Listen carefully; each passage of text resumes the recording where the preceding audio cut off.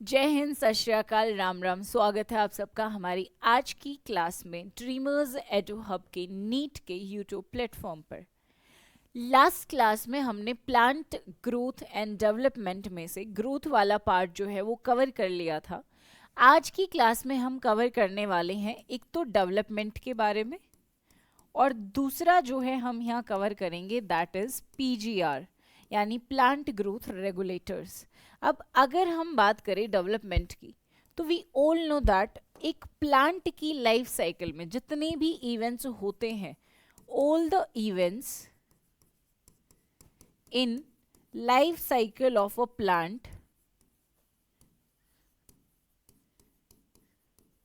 इसी को क्या कहा जाता है बेटा? डेवलपमेंट कहा जाता है।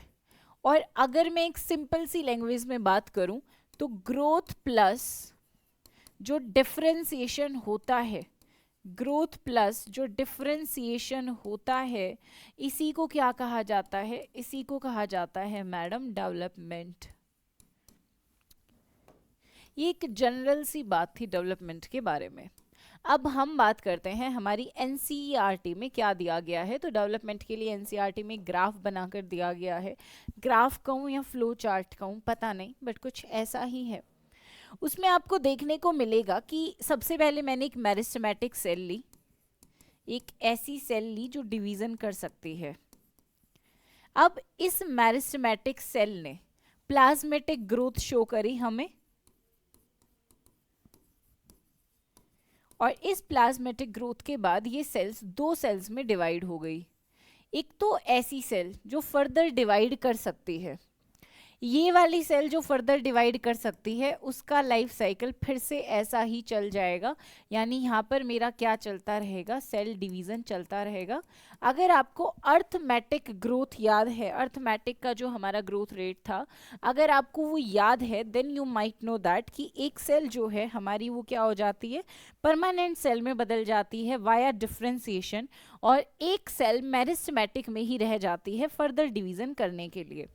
अब जो मेरी ये वाली सेल है ये क्या करेगी बेटा? ये शो करेगी डिफरेंशिएशन, ये डिफरेंशिएशन शो करेगी, या मैं कह सकती हूँ कि ये एलोंगेशन शो करेगी, और इसके बाद बदल जाएगी एक मैच्योर सेल के अंदर, बदल जाएगी एक मैच्योर सेल के अंदर, और ये मैच्योर सेल फर्दर ग्रोथ करेगी। एक तो आपकी वेजिटेटिव ग्रोथ, देन आपकी development growth, and after that ये सेल क्या हो जाएगी? मर जाएगी। After that the cell will die, death attain कर लेगी, जिसे हम कहते हैं सेनेसेंस। और यही सारा का सारा प्रोसेस यहाँ पर एक मेरिस्टेमेटिक सेल के दो सेल्स में डिवाइड होने से लेकर एक सेल की जो डेथ हो गई, यहाँ तक जितने भी मेरे स्टेप्स इन्वॉल्व हुए हैं, ये सब के सब किसके अंदर आते हैं बेटा? They all come in development. ठीक है। अब अगर आगे बात करें तो बात आती है कि डेवलपमेंट पे किस किस चीज़ का अफेक्ट होगा। Factors affecting development, factors affecting development. तो दो तरह की चीज़ें होती हैं जो आपकी डेवलपमेंट को रोक सकती हैं या आपकी डेवलपमेंट पे प्रभाव डालेंगी। एक तो होती हैं बेटा इंट्रांसिक फैक्टर्स, एक तो होते हैं आपके इंट्रांसिक फैक्टर, और एक होते हैं एक्सट्रांसिक फैक्टर्स। अगर इंट्रांसिक फैक्टर्स की बात करी जाए तो याद करने के लिए एक छोटी सी ट्रिक बताती हूँ। इन मतलब इनर साइड, या मैं कह सकती हूँ इनसाइड, मतलब जो हमारे किसी भी बॉडी के अंदर के जो फैक्टर होते हैं, जो मेरे इंटरनल फैक्टर्स होते हैं, उसके लिए हम वर्ड यूज करते हैं दैट इज इंट्रांसिक फैक्टर। और एक्सट्रांसिक से आप याद करेंगे, एक्स से आपको याद रखना है एक्सटर्नल, यानी एक्सटर्नल फैक्टर्स जो मेरी ग्रोथ को क्या कर सकते हैं? डिस्टर्ब कर सकते हैं, या मेरी ग्रोथ को ग्रोथ रेट को बढ़ा भी सकते हैं। अब अगर मैं इंट्रांसिक फैक्टर्स की बात करूं तो यहाँ पर दो तरह की चीज़ें इंक्लूड होती हैं बेटा। एक तो होती है इंटरसेलुलर, एक तो इंटरसेलुलर फैक्टर्स आते हैं यहाँ पर, और एक आते हैं आपके इंट्रासेलुलर फैक्टर्स। अब सवाल ये आता है कि इंटरसेलुलर और इंट्रासेलुलर में क्या फ़र्क है? तो इंटरसेलुलर में आप याद करेंगे पीजीआर, यानी आपके प्लांट ग्रोथ रेगुलेटर जो हैं वो आपकी ग्रोथ पे अगर इफेक्ट डाल रहे हैं, डेवलपमेंट पे अगर इफेक्ट डाल रहे हैं, तो वो इंट्रांसिक फैक्टर हैं, इंटरसेलुलर वाले। और इंट्रासेलुलर में आपको याद रखना है जेनेटिक फैक्टर्स। एक बात बताइए, अगर मेरे मम्मी पापा की हाइट लंबी है तो मेरी हाइट लंबी है ना, या मेरे घर में हिस्ट्री रही होगी हाइट लंबी होने की तो मेरी हाइट लंबी है, तो मेरी डेवलपमेंट अच्छी खासी हुई है। अगर किसी की फैमिली हिस्ट्री ही ऐसी है कि उनकी हाइट बहुत ज़्यादा नहीं बढ़ती है, तो जो नया प्रोजेनी आएगा, नया जो बेबी आएगा, नया फीटस आएगा, उसकी हाइट भी बहुत ज़्यादा नहीं बढ़ेगी, है ना। ठीक है, तो एक्सट्रिंसिक फैक्टर्स की अगर हम बात करें तो हमारा आउटर इन्वायरमेंट हो गया। अब इन्वायरमेंट से मिलने वाली जितनी भी चीज़ें हैं वो सारी की सारी किसके अंदर काउंट करेंगे आप, एक्सट्रिंसिक फैक्टर्स में काउंट करेंगे। ठीक है, चलिए आगे चलते हैं और आगे हम बात करने वाले हैं about plasticity, one of the most important concept in your chapter plasticity. Plasticity में हमारी बुक में एग्जाम्पल भी दिया गया है, दैट इज अबाउट हेट्रोफिली। लेकिन उसे जानने से पहले सबसे बात यह आती है पहले कि प्लास्टिसिटी क्या है। बेटा प्लास्टिसिटी का मतलब है a single genotype producing different phenotype depending on environment. A single genotype producing different phenotype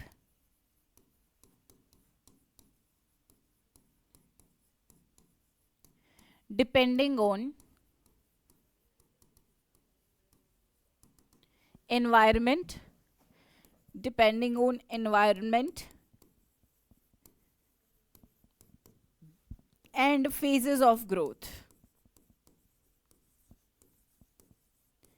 इसका मतलब ये है कि एक मैंने पर्टिकुलर सीड लिया जिसका जीनोटाइप तो एक जैसा था, यानी जो उसका जेनेटिक मेकअप था वो तो एक जैसा था, लेकिन जब ग्रोथ हुई, वेजिटेटिव ग्रोथ जब हुई उसकी, तो उसने अलग अलग करेक्टर शो करे अलग अलग लाइफ स्टेजेस पर। तो हमारी जो किताब है उसमें हमें एक अच्छा खासा एग्जाम्पल दिया हुआ है, दैट इज हेट्रोफिली।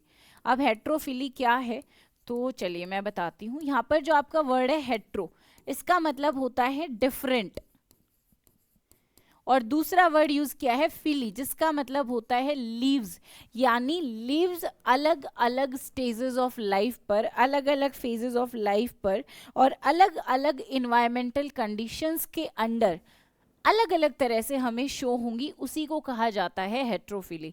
अब जो आपका हेट्रोफिली है उसमें हम बात करेंगे दो तरह के कैरेक्टरिस्टिक्स की। एक हमें बात करनी है बेटा अबाउट फेजेस ऑफ लाइफ, एक तो हमें बात करनी है फेजेस ऑफ लाइफ, और दूसरी हमें बात करनी है due to environmental factors, due to environment. अगर मैं फेजेस ऑफ लाइफ की बात करूं तो आपकी किताब में तीन चीजों का एग्जाम्पल दिया गया है। एक तो कॉटन का, एक आपको एग्जाम्पल दिया गया है कोरिएंडर का, एक आपको एग्जाम्पल दिया गया है कोकोला लार्क्सपुर का। कोकोनट, कोकोनट भी इसी का एक एग्जाम्पल आता है, तो एक और आप लिख लेंगे दैट इज कोकोनट। कोकोनट आपकी बुक में नहीं दिया गया है। याद करने की जो आपकी ट्रिक रहेगी दैट विल बी कोकोला। को से कॉटन, को से कोरिएंडर और ला से लार्क्सपुर। अब इसको थोड़ा सा किताब में इसके डायग्राम्स भी दिए गए हैं, उसकी हेल्प से समझने की कोशिश करेंगे। देखो अगर मैं कोरिएंडर की बात करूं, अगर मैं बात करूं पुदीने की, ठीक है, सॉरी पुदीना कह रही हूँ यार, धनिए की अगर मैं बात करूं, तो जब धनिया ग्रोइंग फेज में होता है, अपनी वेजिटेटिव फेज में है, जुवेनाइल फेज में है, तो उस टाइम पर जो धनिए की पत्तियां हैं ना बेटा, वो देखने में ऐसी दिखती हैं, बिल्कुल पतली पतली सी होती हैं। ये जुवेनाइल फेज में धनिया ऐसा दिखता है।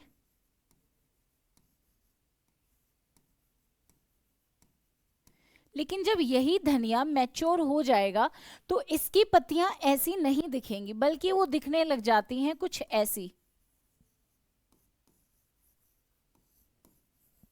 तो यहाँ पे डिफरेंस आ गया ना। देखो जब मैं जुवेनाइल में फेज में था मेरा धनिया, यानी जब वो वेजिटेटिव ग्रोथ कर रहा था तो पत्तियां देखने में ऐसे दिख रही थी, लेकिन जिस टाइम पे मैच्योर हो गया तो पत्तियों का जो शेप है, स्ट्रक्चर है, वो पूरी तरह से बदल गया है ना। तो इसी को कहा जाता है हेट्रोफिली, की अलग अलग लाइफ स्टेजेस पर सेम प्लांट अलग अलग कैरेक्टरिस्टिक्स को क्या कर रहा है, शो कर रहा है, ठीक है। और वहीं अगर हम एग्जाम्पल की बात करें लार्कस्पुर की, तो लार्कस्पुर जो है इसमें भी कुछ ऐसा ही होता है। जुवेनाइल फेज में जो आपका लार्कस्पुर है उसकी अगर मैं एक लीफ की बात करूं तो वो देखने में कुछ ऐसी होती है, ठीक है। लेकिन जब ये लार्कस्पुर है, जब मैच्योर हो जाएगा, जब अडल्ट हो जाएगा, तो ये पत्ती ऐसे की बजाय ये दिखने में हो जाएगी आपको ऐसी। एक ही पत्ती है, ये अलग अलग पत्तियां नहीं है, ठीक है। इसी को कहा जाता है हेट्रोफिली। अब बात करते हैं इन्वायरमेंटल कैरेक्टरिस्टिक्स की वजह से या इन्वायरमेंट की वजह से कैसे फर्क पड़ता है। एक सेकेंड, ये लार्कस्पुर का एग्जाम्पल है। This is in the juvenile phase and this one is adult या फिर आई कैन से मैच्योर। वहीं अगर मैं ड्यू टू इन्वायरमेंट की बात करूं तो इसका एग्जाम्पल जो है वो है बटर कप, ठीक है। आप इसको याद कर सकते हो by trick, butter in the cup, butter in cup. Environment की वजह से बटर पिघल ना जाए इसलिए मैंने उसको कप में डाल के रख दिया, ठीक है। अब बटर कप क्या करता है बेटा, ये पानी में उगता है, ठीक है। तो मैंने पानी बना लिया, यहाँ पे मेरा बटर कप होगा, ठीक है। डिफरेंस क्या आएगा, देखो, जब ये रूट्स हैं हमारे बटर कप की, जब इसने ग्रो करना शुरू करा तो शुरू में पत्तियां जो थी वो इसकी भी कुछ ऐसी ही थी, एकदम पतली पतली सी, ये इसकी पत्तियां हैं, ठीक है। लेकिन जब बाहर आ जाएगा, जब एक्वेटिक एनवायरनमेंट की बजाय टेरेस्ट्रियल एनवायरनमेंट में आ जाएगा, जब पानी से बाहर आ जाएगा, तो उस टाइम पे इसकी पत्तियां जो हैं वो चेंज हो जाएंगी। अब जैसी पत्तियां दिख रही हैं ऐसी दिखने की बजाय ये पत्तियां कुछ ऐसे दिखने लग जाएंगी आपको, लाइक दिस,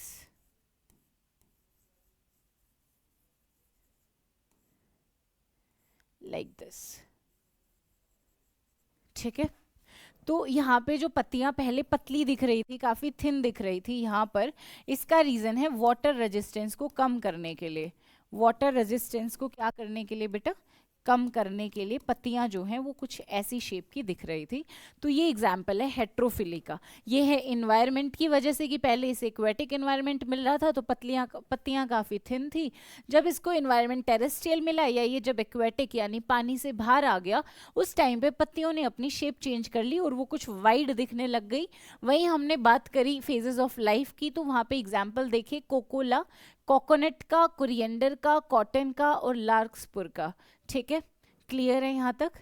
इसी के साथ जो हमारा डेवलपमेंट है वो होता है बेटा कंप्लीट। और अब हमारा अगला टॉपिक शुरू हो रहा है, that is plant growth regulators. तो चलो प्लांट ग्रोथ रेगुलेटर्स की बात करना शुरू करते हैं, which is one of the major part of our chapter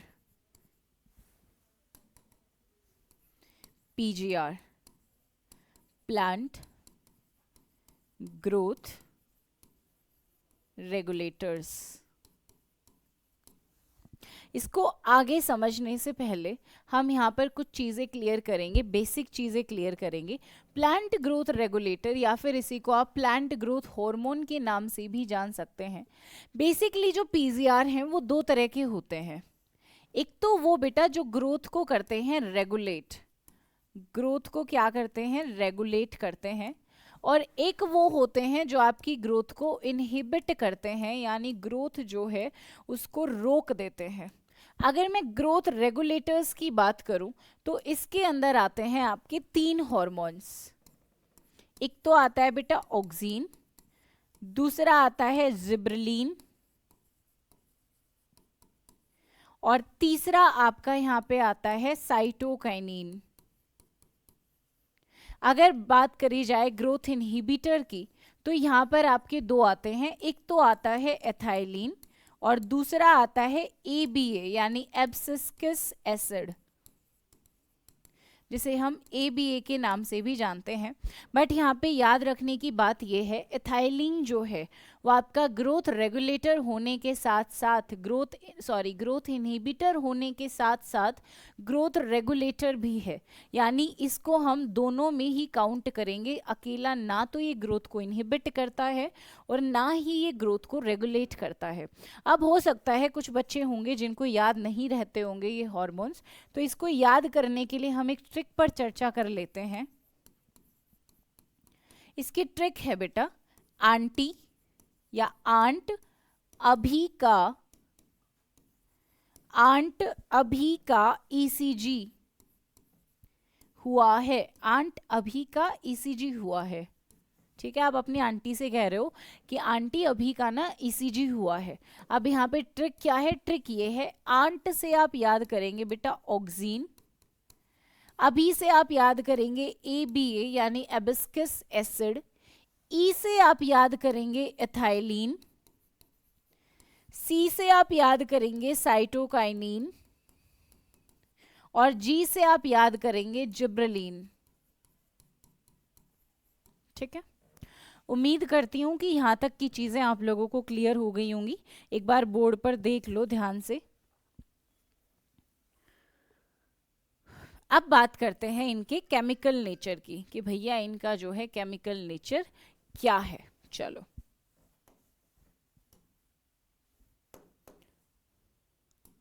अगर ऑक्सीन की बात करें तो ऑक्सीन बना होता है बेटा इंडोल कंपाउंड से।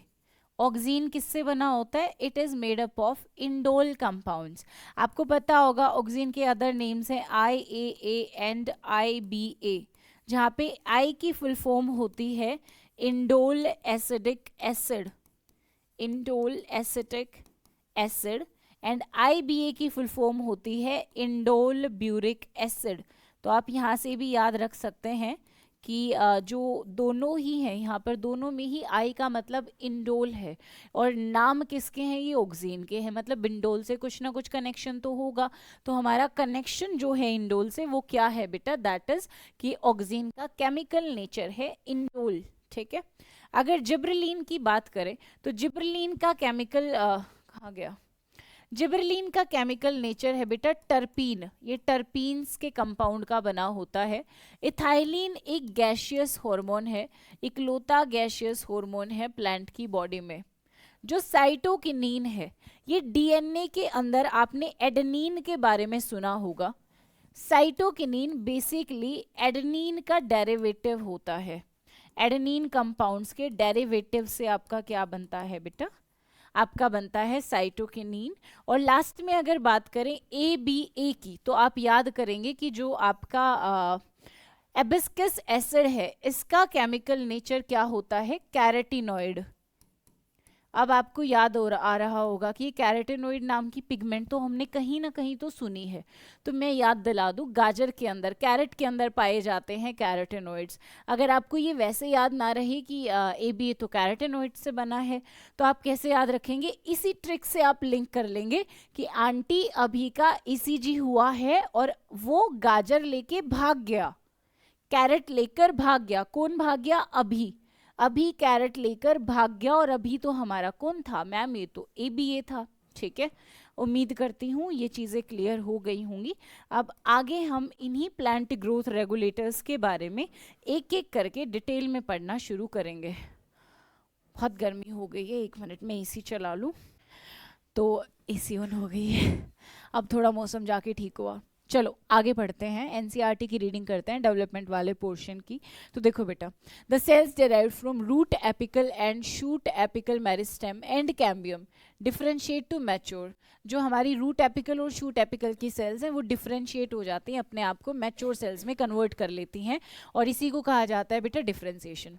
During differentiation cell undergo few major structural changes both in their cell wall and protoplasm. जैसे जो हमारी सेल है, जब वो डिफरेंशिएट करेंगी, अपना काम छोड़ के दूसरे काम करने जाएंगी, यानी टेम्परेरी से या हमारी मेरिस्टेमेटिक सेल से जब वो परमानेंट सेल में बदलेंगी तो उनकी सेल वॉल में भी काफ़ी सारा डिफरेंस आएगा, और साथ में जो प्रोटोप्लाज्म है उसमें भी बहुत सारा डिफरेंस आता है। यहाँ पे हमें एग्जाम्पल दिया गया है। They also develop a very strong elastic lignocellulosic secondary cell wall to carry water to long distance. यहाँ पे हमें जाइलम के बारे में बताया गया है कि जाइलम की जो ट्रैकेट्स वाली सेल्स होती हैं वो अपने आप को कैसे डिफ्रेंशिएट करती हैं। Plant show another interesting phenomena जिसकी हम बात करेंगे, that is dedifferentiation. And dedifferentiation की हमें डेफिनेशन भी दी गई है, that by now have the lost capacity to divide and can retain the capacity of division under certain condition. बहुत सारी लिविंग ऐसी सेल्स जो लिविंग थी और डिफ्रेंशिएट हो गई हैं, वो सेल्स दोबारा से अपने आप में कैपेसिटी जनरेट कर लेती हैं अपने आप को डिवाइड करने की। इस फिनोमिना को कहा जाता है D differentiation. For example, formation of meristematic interfascicular cambium and core cambium from fully differentiated parenchyma sales. जो हमने डाइकोट की स्टेम के अंदर हमने देखा था कि जो हमारा वस्कुलर बंडल्स हैं उनके बीच में प्रेजेंट था बेटा इंटरफेसिकुलर कैम्बियम, उसके साइड में पैरेन्काइमा वाली सेल्स थी, और वो पैरेन्काइमा वाली सेल्स भी कन्वर्ट हो जाती हैं किसमें, इंट्राफेसिकुलर में कन्वर्ट हो जाती हैं। ये एग्जाम्पल है आपका डी डिफरेंशिएशन का। This is basically D differentiation, ठीक है। उसके आगे दिया गया है रीडिफ्रेंसिएशन के बारे में, दैट इज कि जो सेल्स आपकी कैपेसिटी लूज करके फिर से डिवाइड होने लग गई थी, अब वो फिर से अपनी कैपेसिटी को लूज कर देंगी, और उसी को कहा जाता है रीडिफ्रेंसिएशन। फिर ग्रोथ की बात करी गई है कि ग्रोथ इंडिटर्मिनेट और डिटर्मिनेट दो तरह की हो सकती है। We may say that even differentiated plant is open because cells tissue arising out of the same meristem have different structures as maturity. यानी जो हमारी डी डिफरेंशिएटेड सेल्स हैं, डिफरेंशिएटेड सेल्स हैं, वो भी यहाँ पर कैसी ग्रोथ शो करती हैं बेटा, ओपन टाइप ऑफ ग्रोथ को शो करती हैं। और आगे हमें दिया गया है डेवलपमेंट के बारे में। Development is a term that include all the changes that an organism goes through during the life cycle from germination to seed and sensation। यानी हमने पढ़ा भी था कि एक हमारा सीड है, उस सीड ने रेडिकल और प्लेम्यूल से डेवलपमेंट कर ली, डेवलपमेंट करके उसकी जो है भैया हमारे पास कैसी ग्रोथ हो गई, वेजिटेटिव ग्रोथ हो गई। वेजिटेटिव ग्रोथ के बाद इसके ऊपर फ्लावरिंग आने लग गई, और फ्लावरिंग के बाद बुढ़ापा आ गया, यानी हमारे पेड़ में आ गई सेनेसेंस, है ना। यहाँ तक के जितने भी इवेंट्स इंक्लूड हुए हैं, सारे के सारे इवेंट्स आते हैं हमारे डेवलपमेंट के अंदर। आगे चलते हैं। आगे हमें ये दिया गया है, सीक्वेंस दिया गया है डेवलपमेंट प्रोसेस का, जिसके बारे में हमने पढ़ा भी था कि पहले हमारे पास एक मेरिस्टेमेटिक सेल है, ये मेरिस्टेमेटिक सेल करेगी प्लाज्मेटिक ग्रोथ दिखाएगी, और ये दो सेल्स में बदल जाएगी। एक तो नई मेरे पास कौन सी सेल आ गई, मेरिस्टेमेटिक, और एक सेल आ गई जो अब डिफरेंशिएशन करेगी, यानी जो अब मेरिस्टेमेटिक नहीं रही है, जिसने अपनी डिवीजन की कैपेसिटी को लूज कर दिया। जो मेरी फिर से डिवाइड होने वाली सेल है वो तो अगेन सेल डिवीजन करेगी और सेम लाइफ साइकिल दोबारा शुरू कर देगी, और दूसरे वाली सेल अपने आप को डिफरेंशिएट करके और किस में कन्वर्ट कर लेगी बेटा, मैच्योर सेल में कन्वर्ट कर लेगी। मैच्योर सेल बनने के बाद सारे फंक्शन इसने करे, वेजिटेटिव ग्रोथ करी, सेक्सुअल ग्रोथ करी, फ्लावरिंग करी, या फ्रूट वगैरह प्रोड्यूस करे, और एट द एंड सेनेसेंस, यानी फिर से इसकी क्या हो जाएगी, डेथ हो जाएगी। ये सारे के सारे सीक्वेंस हमारे किसके अंडर आते हैं, the all sequence comes under development. Plant follow different pathway to response environment or phases to form life, different kind of structure. This ability is known as plasticity. एक प्लांट जो है वो अपनी पूरी लाइफ साइकिल के during अलग अलग stages पे अलग अलग तरह की ग्रोथ को शो करता है, और इसी को क्या कहा जाता है, प्लास्टिसिटी कहा जाता है। प्लास्टिसिटी में हमने एग्जाम्पल भी पढ़ा था, दैट वाज अबाउट हेट्रोफिली। यहाँ पे लिखा हुआ है कि दिस फिनोमिना इज हेट्रोफिली। अब हेट्रोफिली है क्या, एग्जाम्पल दिया गया है हेट्रोफिली का कॉटन, कोरिएंडर और लार्कस्पुर में, जिसको हमने याद किया था बाय द ट्रिक कोकोला, जहां पे को से कोकोनट, को से कोरिएंडर, यहाँ पे आपकी किताब में कॉटन दिया गया है, कोकोनट नहीं दिया गया, बट कोकोनट भी हेट्रोफिली का ही एक एग्जाम्पल होता है। लास्ट से आपको याद करना है बेटा लार्कस्पुर, ठीक है। In such plant, the leaf of juvenile plant are different in shape of those from the mature plant. Juvenile plant की जो leaf की shape है वो अलग होती है compared to that of mature plant. On the other hand, difference in shape of leaf produced in air and those produced in water in buttercup. Buttercup के अंदर क्या होता है बेटा? Buttercup is an example of environmental phases की वजह से जब heterophyly आती है, और कोकोला हमारा एग्जाम्पल था अलग अलग लाइफ स्टेजेस की वजह से जब हेट्रोफिली आती है. तो बटरकप जो है वो किसकी वजह से दिखाता है? इन्वायरमेंटल कंडीशन की वजह से. जब पानी में रहेगा तो पत्ता अलग होगा देखने में, जब बाहर आ जाएगा तो पत्ते का शेप साइज देखने में अलग होगा. ठीक है, चलो यहाँ पे हमें पहले एग्जाम्पल दिया गया है लार्क्सपुर का कि जब वो जुएनाइल फेज में होगा तो पत्ती कुछ ऐसी दिखेगी, और जब मैच्योर हो जाएगा तो पत्ती ऐसे दिखने लग जाएगी. This is heterophylly. दूसरा हमें एग्जाम्पल दिया गया है बटरकप का कि जो टेरेस्ट्रियल एनवायरनमेंट है, यानी जब एयर में आ जाएगा बटरकप तो पत्ती दिखने में कुछ ऐसी हो जाएंगी. वहीं जब एक्वेटिक हैबिटेट में या पानी में रहेगा तो पत्ती ऐसी दिखती हैं. इसका रीज़न क्या होता है? वाटर रेजिस्टेंस को कम करने के लिए, वाटर रेजिस्टेंस को रिड्यूस करने के लिए पत्तियां जो हैं कुछ ऐसी होती हैं. ठीक है, चलो आगे चलते हैं. Thus, growth, differentiation and development are very closely related event in life cycle of a plant. Broadly, development is considered as the sum of growth plus differentiation. हमारी जो development होती है वो क्या होती है बेटा? growth and differentiation दोनों को अगर मिला दे तो development बनती है. ठीक है, development in plant, both growth and differentiation is under the control of intrinsic and extrinsic factor. Intrinsic factor में हमने intracellular और intercellular factor को देखा था, और extrinsic में हमने environment की बात करी थी. The form include both intracellular यानी genetic and intracellular factors such as chemical on the plant growth regulator, while the latter includes light, temperature, water, oxygen and nutrition. ठीक है, तो यहाँ पे हमारा डेवलपमेंट कंप्लीट हो गया. अब हम पढ़ना शुरू करते हैं पीजीआर के बारे में, प्लांट ग्रोथ रेगुलेटर्स के बारे में. और प्लांट ग्रोथ रेगुलेटर्स के बारे में, एक मिनट, अब सबसे पहले हम बात करते हैं ऑक्सीन एंड साइटोकिनिन के बारे में. ये दोनों के दोनों जो है हेल्प करते हैं प्लांट ग्रोथ में बाय सेल एलोंगेशन.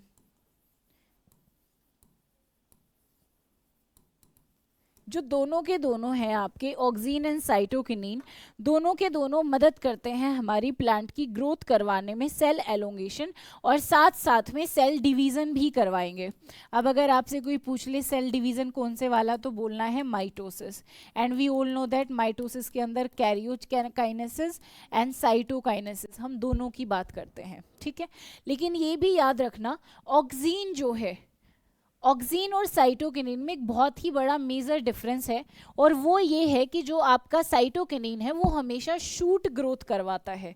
साइटोकिनिन करवाता है बेटा शूट की ग्रोथ, और जो आपका ऑक्सीन है वो करवाता है किसकी ग्रोथ? रूट की ग्रोथ. अब इसको समझने से पहले एक बार हम टिश्यू कल्चर की बात करते हैं. ऐसे जितने भी हार्मोन्स की हम बात करें प्लांट में, इनको ना जानबूझ के नहीं डिस्कवर करा गया, ये सारे एक्सीडेंटली डिस्कवर्ड हुए थे. चलो टिश्यू कल्चर की बात करते हैं. मैंने एक स्टेम ली, ठीक है, और इस स्टेम का एक छोटा सा पार्ट मैंने ले लिया. ये मैंने एक बीकर लिया जिसके अंदर ग्रोइंग मीडियम डाला हुआ है. यहाँ पे मेरे पास क्या है? ग्रोथ मीडियम है. बीकर के अंदर मैंने कुछ सेल्स ली पैरेन्काइमा टिश्यू की. These are cells of parenchyma tissue. सबसे पहले मैंने इसके अंदर ना तो कोई ऑक्सीन ऐड करा और ना ही मैंने इसके अंदर कोई साइटोकिनिन ऐड करा. नॉर्मल कंडीशन में क्या हुआ बेटा? जब मेरा जो बीकर था उस बीकर के अंदर नॉर्मली क्या हुआ, जो सेल्स थी वो अपने आप को एलोंगेट कर लेंगी, थोड़ी सी मल्टीप्लाई हो जाएंगी और थोड़ी ज़्यादा सेल्स में क्या हो गई? कन्वर्ट हो गई. यहाँ पे ग्रोइंग मीडियम हमारे पास अब भी है. ये क्या है हमारे पास? Growing medium. ठीक है, अब मैंने क्या करा? अब की बार मैंने दोनों ही चीज़ें इक्वल अमाउंट में ऐड कर दी. दोनों चीज़ों से मेरा मतलब है इसके अंदर मैं ऐड कर देती हूँ oxygen and cytokinin in equal amount. ऐसा करने के बाद बेटा जो मेरी सेल्स हैं पैरेन्काइमा टिश्यू की, वो बहुत ज़्यादा रैपिड डिवीज़न करेंगी और बहुत ज़्यादा रैपिड डिवीज़न करके बहुत सारी सेल्स में कन्वर्ट हो जाएंगी और इस स्ट्रक्चर को हम बोलते हैं कैलस, यानी दे विल फॉर्म कैलस। अब मैं थोड़ा सा बदलाव करती हूँ कि भाई जब मैंने इक्वल अमाउंट में डाला तो मेरे पास कुछ ज़्यादा खास असर पड़ा नहीं इसके ऊपर, तो मैं एक काम करती हूँ, या तो ऑक्सिन या साइटोकिनिन एक की अमाउंट को बढ़ा देती हूँ।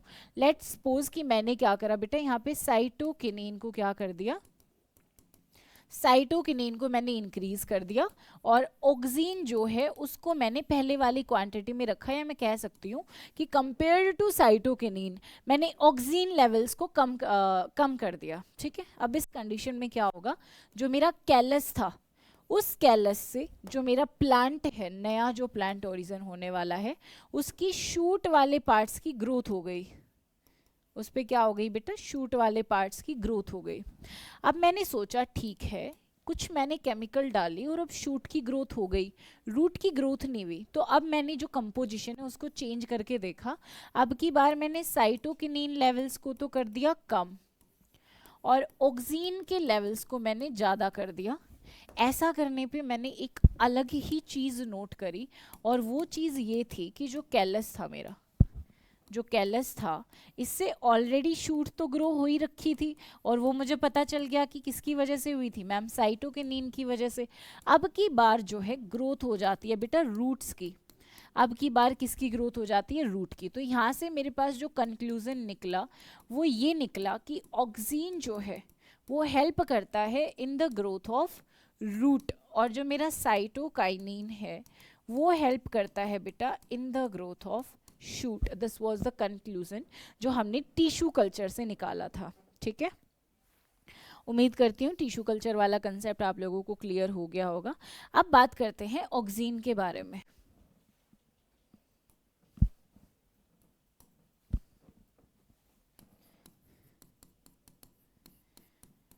ऑक्सिन के बारे में कुछ इंपॉर्टेंट बातें हैं, जैसे सबसे पहला हार्मोन जो डिस्कवर्ड हुआ था हमारा दैट वाज ऑक्सिन, और ऑक्सिन का मतलब होता है increase, to increase.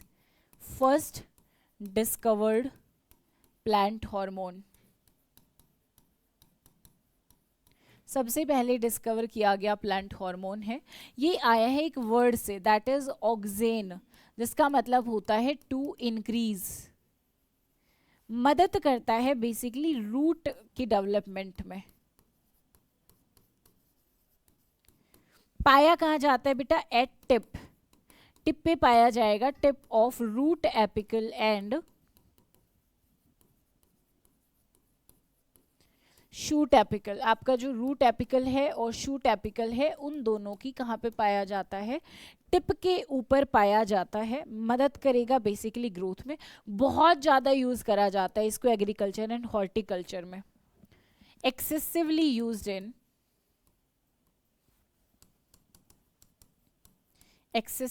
Used in agriculture and horticulture. ये क्वेश्चन आ जाता है कई बार कि ये बताओ कौन सा ऐसा प्लांट हार्मोन है जिसको आप एग्रीकल्चर में या हॉर्टिकल्चर में बहुत ज़्यादा यूज़ करते हो। ये बात भी हमने अभी अभी पढ़ी कि मदद करता है एक तो सेल एलोंगेशन में और दूसरा हेल्प करता है हमारी सेल डिवीज़न में। ठीक है, ये कुछ बेसिक्स बातें थी।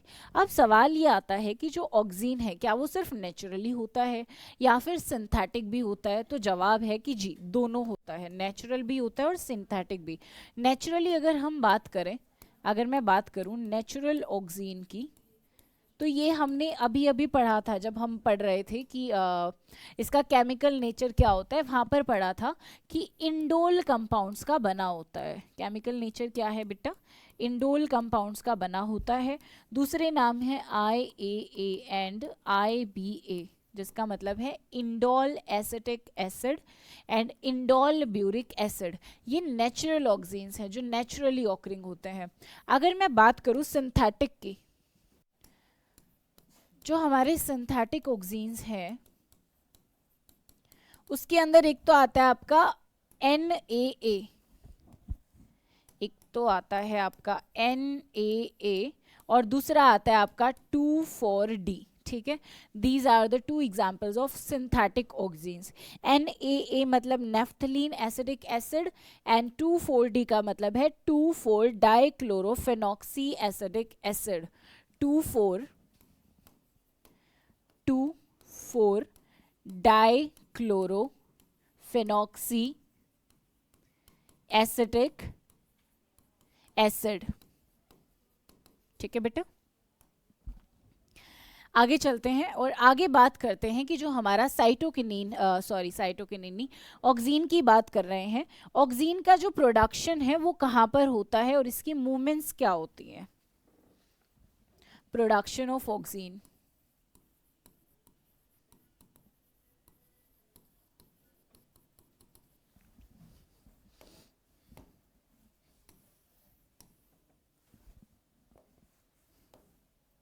जो ऑक्सीन है that is basically produced at apex of stem and root. कहाँ पे प्रोड्यूस होता है बेटा, एपेक्स पे, apex of stem and root. Polar movement show करता है, पोलर मूवमेंट मतलब यूनिडायरेक्शनल मूवमेंट होती है इसकी। यूनिडायरेक्शनल मूवमेंट देखो, मैंने मान लो इधर मैंने बनाया रूट एपिकल, ठीक है, और यहाँ पे मेरी है कोई शूट। इस शूट की जो टिप है यहाँ पे आपको पाया जाएगा ऑक्सीन, और जो आपकी रूट का एपेक्स है यहाँ पर भी आपको क्या पाया जाएगा, ऑक्सीन पाया जाएगा। अब मूवमेंट होती है हमेशा नीचे की तरफ, मूवमेंट हमेशा जो है वो डाउनवर्ड रहेगी इसकी, टॉप टू बॉटम, यूनिडायरेक्शनल है, फ्रॉम टॉप टू बॉटम। ठीक है जी, प्रोडक्शन की बात हो गई, इसकी मूवमेंट की बात हो गई। अब बात कर लेते हैं फंक्शंस क्या क्या हैं ऑक्सीन के, what are the major functions of auxin. तो इसके लिए हम ट्रिक से याद करेंगे, फंक्शंस ऑफ ऑक्सीन। ट्रिक है जालिम चंदन, ट्रिक है हमारी जालिम चंदन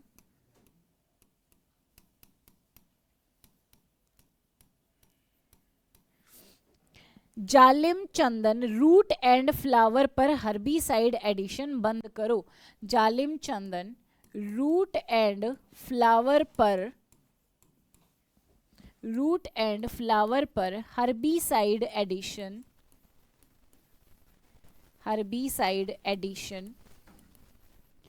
बंद करो। ट्रिक से आप याद कर लेंगे क्योंकि वैसे फंक्शंस बहुत सारे हैं और नॉर्मली बहुत सारी चीज़ें हम याद नहीं कर पाते हैं। अब अगर इसकी ट्रिक को डिकोड करेंगे हम, तो चंदन से आपको याद करना है बेटा कि सेल डिवीज़न में मदद करता है। चंदन से आप याद करेंगे सेल डिवीज़न,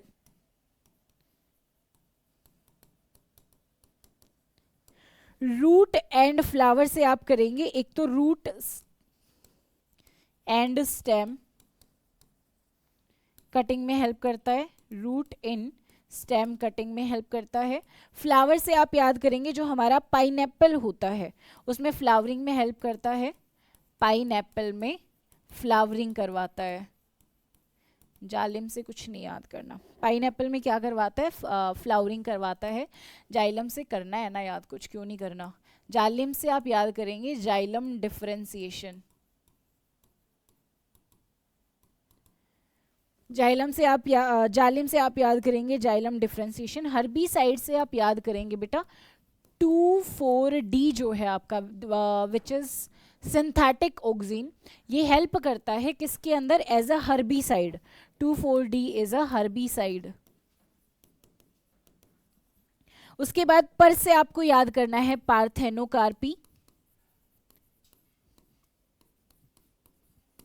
और लास्ट में एडिशन बंद करो। एडिशन से है आपका apical dominance,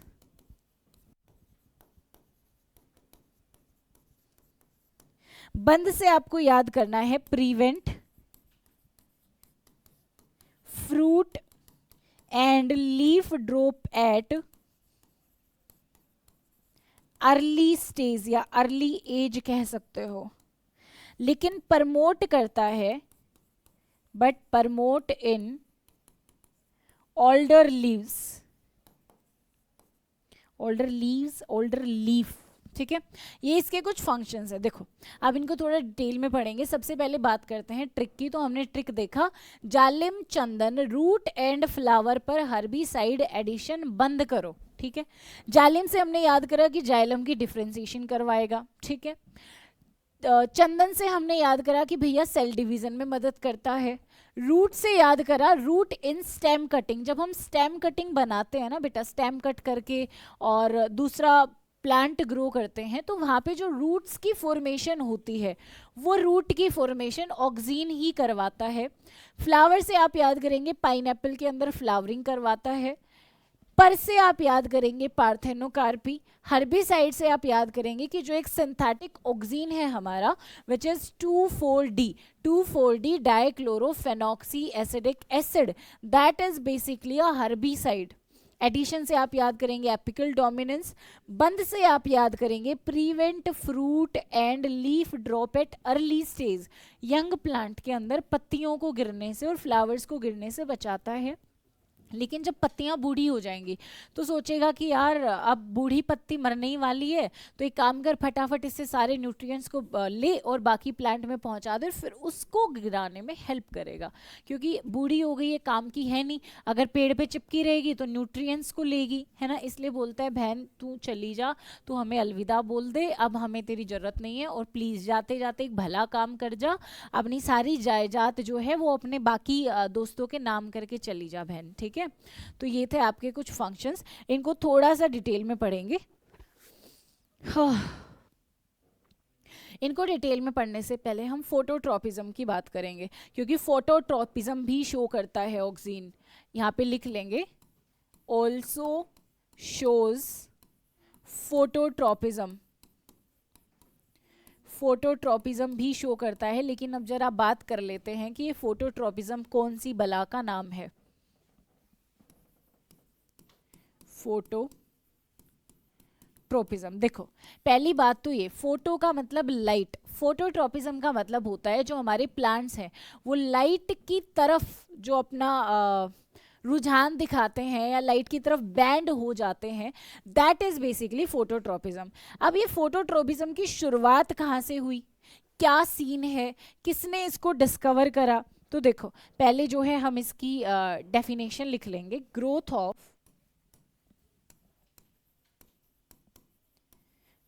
of plant towards light या विद इन रिस्पेक्ट टू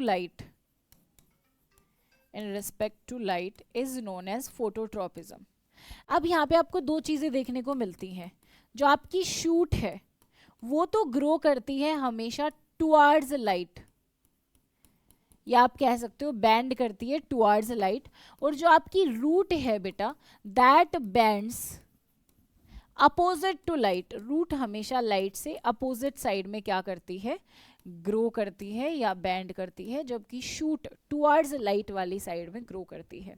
अब इस पे जो सबसे पहला एक्सपेरिमेंट हुआ था वो करा था चार्ल्स डार्विन ने और उनके बेटे ने on canary grass. First experiment to show phototropism was done by Charles Darwin. ये चार्ल्स डार्विन भैया बहुत सारे काम नहीं कर गए, and his son on canary grass. याद रखना कि किस चीज पे हुआ था एक्सपेरिमेंट, और ये भी याद रखना कि किया किसने था। ठीक है, अब थोड़ी सी चर्चा कर लेते हैं कि इन्होंने जो एक्सपेरिमेंट करा वो एक्सपेरिमेंट था क्या, बेसिकली क्या था, क्यों था। चलो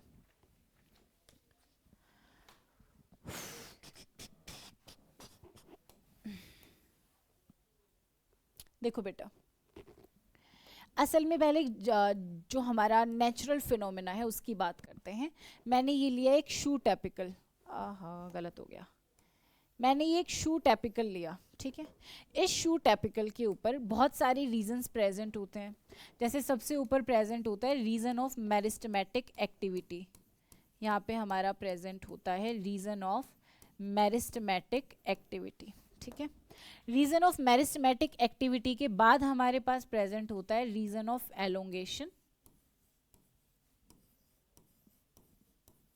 और रीजन ऑफ एलोंगेशन के बाद लास्ट में हमारे पास प्रेजेंट होता है रीजन ऑफ मैच्योरेशन। यही तो प्रेजेंट होता है, थोड़ा सा पहले हम इसके बारे में पढ़ चुके हैं। अब होता क्या है, जो रीजन ऑफ मेरिस्टेमेटिक सेल्स है वहां पर हमारा ऑक्सीन बनता है, और इस वाले भाग में यहाँ पर ऑक्सीन की क्या चलती रहती है बेटा, डिपोजिशन चलती रहती है। यहाँ पे ऑक्सीन आपका डिपॉजिट होता रहता है, कहता है भाई मैं तो यहीं इकट्ठा हो जाऊंगा, और डिपॉजिट होके क्या करता रहता है, हमारी सेल की ग्रोथ में मदद करता रहता है। लेकिन अब हम कहाँ प्लांट को चैन से जीने देंगे, हमने यहाँ से मारी इसके ऊपर लाइट। ये पहले तो कहते हैं अरे अरे ऐसा मत करो मत करो, फिर कहता है चलो नहीं मान रहे ना, अब मैं भी नहीं मानूंगा। अब आपका प्लांट क्या करेगा बेटा, ऐसे था और ऐसे की बजाय बोलेगा नहीं रहना अब मुझे ऐसे, तो अपने आप में थोड़ा सा बदलाव ले आएगा और ऐसे सीधा रहने की बजाय ऐसे बैंड हो जाएगा। ठीक है, एक और डायग्राम से समझा देती हूँ, कंफ्यूज मत हो। देखो ये अब जो मेरी सीधी साधी मस्त शूट ग्रो कर रही थी, कह रही थी यार मैं तो सीधी साधी हूँ मुझे मत परेशान करो, अब कहती है अच्छा ज़माना ज़्यादा बदमाश हो गया, सीधा रह के काम नहीं चलेगा, अब मेरी बदमाशी देखो तुम। ये कहती आ जाओ अब आ जाओ कोई टक्कर में। तो ये क्या करती है बेटा, लाइट की साइड अपने आप को बेंड कर लेती है। अब होगा क्या, ये जो रीजन ऑफ मेरिस्टेमेटिक एक्टिविटी पे हमारी मेरिस्टेम वाली सेल्स थी, इसके बाद की cells due to excess auxin deposition, यहाँ की जो हमारी सेल्स हैं वो ऐसे अपने आप को एक्सट्रीमली क्या कर लेंगी, एलोंगेट कर लेंगी, अपने आप को बहुत ज़्यादा एलोंगेट कर लेंगी, जिसकी वजह से प्लांट उस साइड झुक जाएगा। और ये एलोंगेशन का रीज़न क्या है, इधर से लाइट आ रही थी, ठीक है, तो ऑक्सीन हमेशा जो है लाइट के अपोजिट साइड में अपने आप को डिपॉजिट करता है, तो सारा का सारा ऑक्सीन इधर आके डिपॉजिट होने लग गया, और जिस साइड ज़्यादा ऑक्सीन होगा यहाँ पे क्या हो गया, ऑक्सीन आकर और डिपॉजिट हो गया। जिस साइड में ज़्यादा ऑक्सीन होगा उधर ही तो ज़्यादा सेल की डिवीज़न होगी, उधर ही तो ज़्यादा सेल्स एलोंगेट करेंगे। अब एक बात बताओ, इस साइड से अगर मैं थोड़ी ऐसे अपने आप की हाइट कम कर लूँ तो क्लियर सी बात है ना बेटा, कम हाइट साइड वाली ऐसे झुक जाऊंगी। क्यों, क्योंकि ऑक्सीन तो मेरा सारा इधर आ गया, तो सारा सेल एलोंगेशन और डिवीजन तो इस साइड हो रहा है, तो जिस साइड पे ज़्यादा सेल एलोंगेशन होगा, अब मैं ऐसे तो खड़ी हो नहीं सकती है ना, तो इसलिए मैं ऐसे झुक जाऊंगी, मैं यानी प्लांट। ठीक है, इसी फिनोमिना को कहा जाता है फोटोट्रोपिज्म, द बेंडिंग ऑफ, एक minute, the bending of shoot apical towards light due to deposition of oxygen in opposite direction to, या in opposite direction of light। ठीक है, यही होता है आपका फोटोट्रोपिज्म। अब जरा बात कर लेते हैं कि जो दोनों बाप बेटे थे हमारे, एक तो हमारे चार्ल्स डार्विन भैया और दूसरे उनके बेटे Francis Darwin, experiment of Charles Darwin and Francis Darwin क्या था। पहले तो ये बताओ इन्होंने एक्सपेरिमेंट करा किस चीज़ पे था। चलो तुम्हारे लिए मैं बता रही हूँ, लेकिन पेपर में तुम्हें ही बता के आना है। एक्सपेरिमेंट करा था कैनरी ग्रास पे। ठीक है, इन्होंने क्या करा, बड़े ही विचित्र विचित्र काम करे। इनको कोई और गेम मिल नहीं रहा था खेलने को, तो सोचा चलो पेड़ पौधों के साथ थोड़ा गेम खेल लिया जाए। इन्होंने लिया एक कैनरी ग्रास। ठीक है, कैनरी ग्रास का कोलेप्टाइल, कोलेप्टाइल का मतलब होता है जो आपकी नई स्टेम है वो ली। ठीक है, दिस इज कंप्लीट कोलेप्टाइल, मतलब कोई काट पीट कुछ नहीं करा मैंने इस पे। कंप्लीट कोलेप्टाइल के ऊपर, कोलेप्टाइल यानी बेटा न्यू स्टेम या न्यू ग्रोइंग रीजन कह सकते हो, इसके ऊपर मैंने इधर से मारी लाइट। ठीक है, इसने बोला मुझे तो ज़रूरत पानी की थी, मैं तो आज ब्लू है पानी पानी करने वाली थी, आज पीली है लाइट लाइट, ये कैसे चालू हो गया। तो यहाँ पे लाइट आई और हमारा जो कोलेप्टाइल है उसने क्या करा बेटा, वो हो गया इधर लाइट के साथ में बैंड। ठीक है, मतलब इसने तो फोटोट्रोपिज्म दिखाया। अब चार्ल्स डार्विन भैया और उनके बेटे ने क्या करा, दूसरी बार में सेकेंड टाइम में इन्होंने क्या करा बेटा, जो कोलेप्टाइल था उस कोलेप्टाइल की टिप को रिमूव कर दिया। इन्होंने क्या करा, टिप ऑफ कोलेप्टाइल को क्या कर दिया बेटा, रिमूव कर दिया।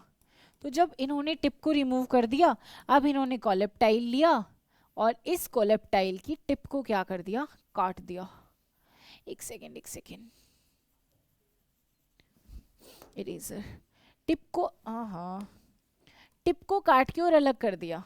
तो जब टिप को काट के अलग कर दिया और उसके बाद जब इसके ऊपर लाइट मारी तो यहाँ पर नो इफेक्ट, यहाँ कोई भी इफेक्ट हुआ ही नहीं कोलेप्टाइल पे।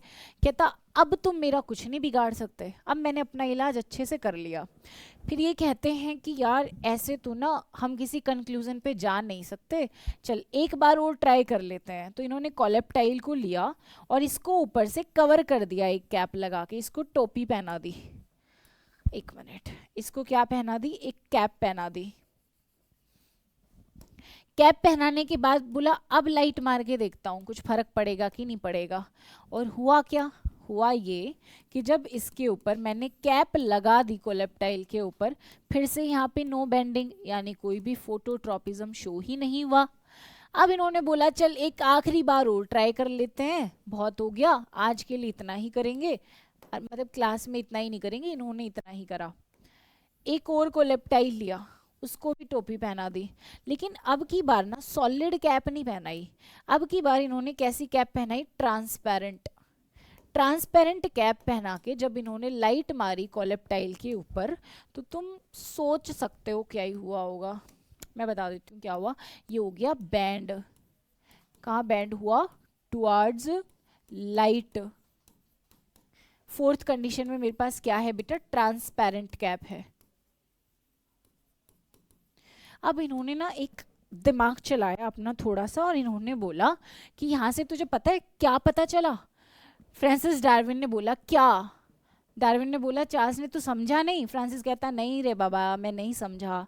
तो इसको समझाता है कि देख बेटा, जब मैंने दो कंडीशन ली जिसमें कोलेप्टाइल जो है वो completely in contact to light था, उस कंडीशन में तो पेड़ झुक गया, और जहाँ पे मैंने कोलेप्टाइल को या तो रिमूव कर दिया या छुपा दिया तो पेड़ पे कोई असर ही नहीं पड़ा।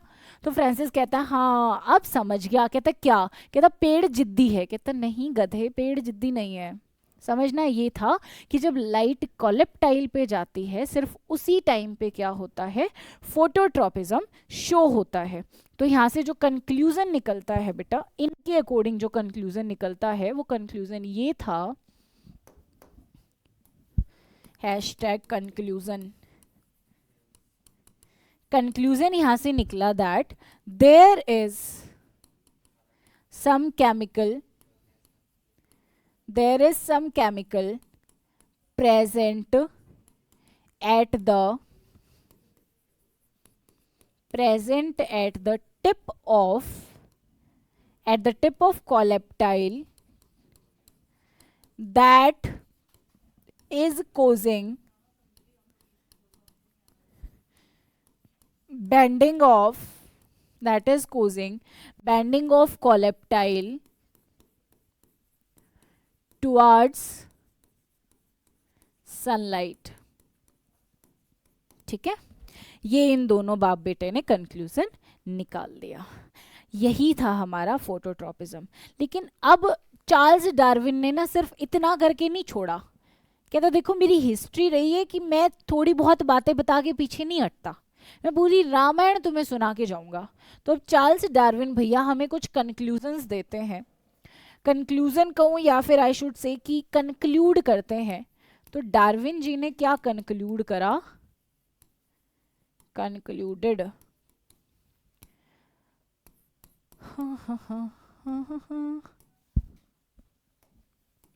इन्होंने कंक्लूड करा, पहली बात तो इन्होंने ये कंक्लूड करी that tip of coleoptile was responsible for bending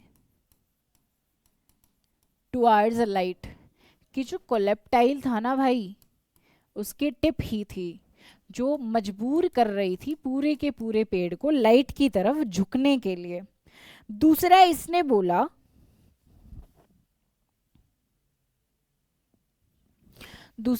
बोला कि जो टिप ऑफ कोलेप्टाइल है, टिप ऑफ कोलेप्टाइल, उसकी अपोजिट साइड में किसी चीज की क्या हो रही है, डिपोजिशन हो रही है, जिसकी वजह से बेंडिंग कोज हो रही है। तो ये बातें हमारे डार्विन भैया ने क्या करी, डार्विन भैया ने कंक्लूड करी थी, और बस हो गए डार्विन जी, टाटा बाय बाय। इसके बाद हम बात करते हैं कि ऑक्सीन को सबसे पहले आइसोलेट कहाँ किया गया, ये तो ठीक है था फोटोट्रोपिज्म के बारे में, ऑक्सीन को सबसे पहले देखा गया। अब चलो फटाफट से ना कंक्लूजन देखते हैं कि हमने क्या क्या पढ़ा। देखो भाई बालकों, हमने पढ़ना शुरू करा ऑक्सीजन के बारे में। यहाँ से हमने पढ़ा कि ऑक्सीजन एक तो सेल एलोंगेशन और सेल डिवीजन में मदद करता है। फिर हमने पढ़ा कि एग्रीकल्चर और हॉर्टिकल्चर में बहुत ज़्यादा यूज़ करते हैं।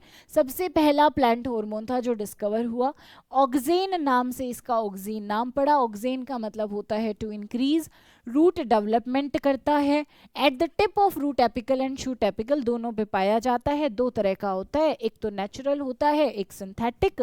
नेचुरल इंडोल कंपाउंड्स का बना होगा, IAA और IBA इसमें आएंगे, और सिंथेटिक की बात करी कि इसमें भी दो ही आएंगे, NAA नैप्थलीन एसिडिक एसिड,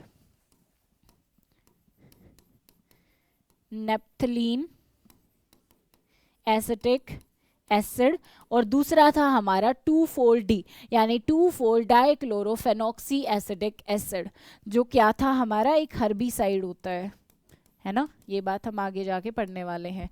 फिर हमने पढ़ा कि प्रोडक्शन ऑफ ऑक्सीजन एपेक्स पे होती है, रूट और शूट में। मूवमेंट जो हमेशा यूनिडायरेक्शनल रहेगी, हमेशा नीचे की तरफ जाएगा। और फिर हमने देखा कि ट्रिक कर लेते हैं, चलो इसके काम धाम याद करने के लिए। ट्रिक थी जालिम चंदन रूट एंड फ्लावर पर हर्बिसाइड एडिशन बंद करो। जालिम से जाइलम डिफ्रेंसिएशन, चंदन से सेल डिवीजन, रूट से root in stem cutting, flower से पाइनएप्पल में फ्लावरिंग करवाता है, पर से पार्थेनोकार्पी, हर्बिसाइड से 2,4-D is a herbicide, addition से एपिकल डोमिनेंस, बंद से प्रिवेंट करता है फ्रूट एंड फ्लावर के गिरने को एट अर्ली स्टेजेस, लेकिन ओल्डर स्टेजेस पे बुढ़ापे में उसे प्रमोट भी करेगा। बोलेगा मैं गलत का साथ बिल्कुल नहीं दूंगा, जब तक तुम सही हो तुम मेरे हो, जब तुम गलत हो तुम भाड़ में जाओ, ठीक है। उसके बाद हमने देखा कि फोटोट्रोपिज्म भी शो करता है, और फोटोट्रोपिज्म का मतलब होता है कि ग्रोथ ऑफ प्लांट या bending of plant with respect to light. और इसके बारे में हमें बताया था दो बाप बेटों ने, Charles Darwin and Francis Darwin भैया ने। ये हमने इसका डायग्राम देखा था, और आगे हमने एक्सपेरिमेंट देखा चार्ल्स भैया का और डार्विन भैया का एक्सपेरिमेंट। अरे चार्ल्स और डार्विन तो एक ही हो गए। चार्ल्स डार्विन और फ्रांसिस डार्विन भैया का एक्सपेरिमेंट क्या था, कैनली ग्रास पे उन्होंने एक्सपेरिमेंट करा।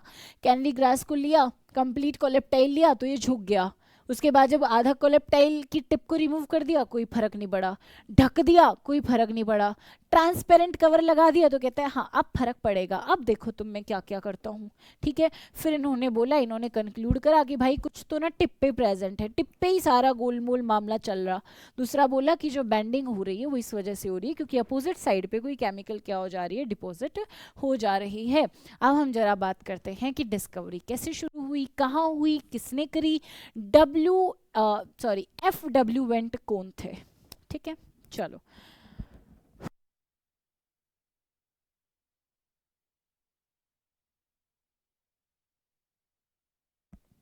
देखो भाई बालको, बात है इसी। सब ते पहले first time for the first time oxine was isolated from human urine।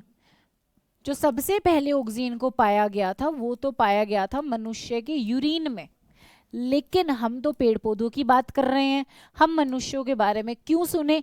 हम ऐसी जो दरिंदगी है ये बिल्कुल सहन नहीं करेंगे। हाँ तो बता रही ना प्लांट्स के बारे में। प्लांट्स की अगर बात करें तो एक साइंटिस्ट भैया थे जिनका नाम था FW वेंट। गो गॉन नहीं, गो गॉन वेंट, वही वाले वेंट। FW वेंट भैया जी थे, इन्होंने सबसे पहले आइसोलेट करा था, isolated auxin for the first time in ओट।